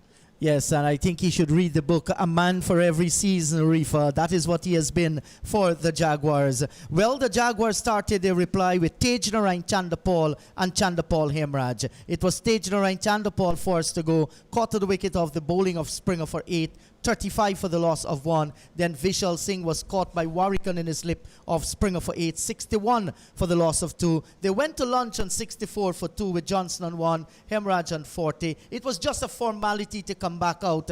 Hemraj got his 50, but when he reached 51, he was caught by Cummins off Springer, 82 for 3. Johnson was left not out on 20. Barnwell not out on 23. Jaguars 118 for 3, winning by 7 wickets. In the bowling department, Marquino Mindley, 5 overs, no maiden, none for 11. Miguel Cummins, 4 overs, 1 maiden, none for 24. Chaim Holder, 4 overs, no maiden, none for 13. Shamar Springer, 10 overs, 3 maidens, 3 for 29. Jonathan Carter, 6 overs, no maiden, none for 37. It was a good victory for the Jaguars. Of course it was. And what was pleasing to see as well, is to see Chandrapal Hemraj getting a 50, because he has been struggling and things hasn't been going too well for Guyana up at the top. Tej Narain hasn't been getting a lot lately, so that would be a little bit of a concern. That number 3 position, Vishal Singh batted there in this game, didn't get much as well. But Leon Johnson in the second innings at number 4 got a few, and Barnwell coming in at number 5 got a few. So I think, the Guyana Jaguars would be thinking that if Barnwell, Leon Johnson, Vishal Singh, Tej Narain Chandrapal can each get a good knock against Trinidad and Tobago, they would be happy. But certainly, that top order is still some worry for the Jaguars. Yeah, so the action is finished here from the National Stadium. Jaguars are winning by 7 wickets. But we're going to listen. John Ramsing, he will tell us about that match coming up here at the National Stadium starting next Thursday. It's going to be day-night encounter, John. Between who and who? Thank you very much once again. In the G, well, next week it's going to be round number 10 right here at Providence. It will be the final match for the Guyana Jaguars, and they'll be ending their campaign in this year's season at home. They'll be coming up against the Trinidad and Tobago Red Force. The Red Force who are battling right now against the Windward Islands Volcanoes at Arnottsville. They seem to be in somewhat of a control in that game, leading right now by 250 runs after posting 307 in their first innings, bowling out the Volcanoes for 200 exactly. But the second time the Red Force 143 for 6, overall lead of 250 with still 6 wickets in hand. So whatever happens in that game next week right here at Providence, beginning at 2 p.m. daily, because it's a day and night game. Every team, every franchise in this year's tournament and the past few tournaments, they were expected to host a day and night match and also play one away. So they have played away in the day and night match already, and now the Jaguars will be hosting this time the Trinidad and Tobago Red Force next week Thursday, beginning at 2 p.m. daily. Thank you very much, John Ramsing, for that update. So final scores here from the National Stadium. Pride 7-6 in their first innings. Reefer 5 for 22 and 238. Mosley scoring 64. Reefer 4 for 22. Primol 4 for 62. The Jaguars 221 in their first innings, set to 114 for victory. They ended on 118 for the loss of 3, winning by 7 wickets. Reefer, our man of the match, picking up 9 for 42 and scoring a half century. So on behalf of the entire commentary crew, John Ramsing, Clyde Butts, Matthew Kisoon, this is Inderjeet Prasad saying goodbye from the National Stadium and invite you to join us next week Thursday from 14 hours for the day-night encounter between the Jaguars and the Red Force.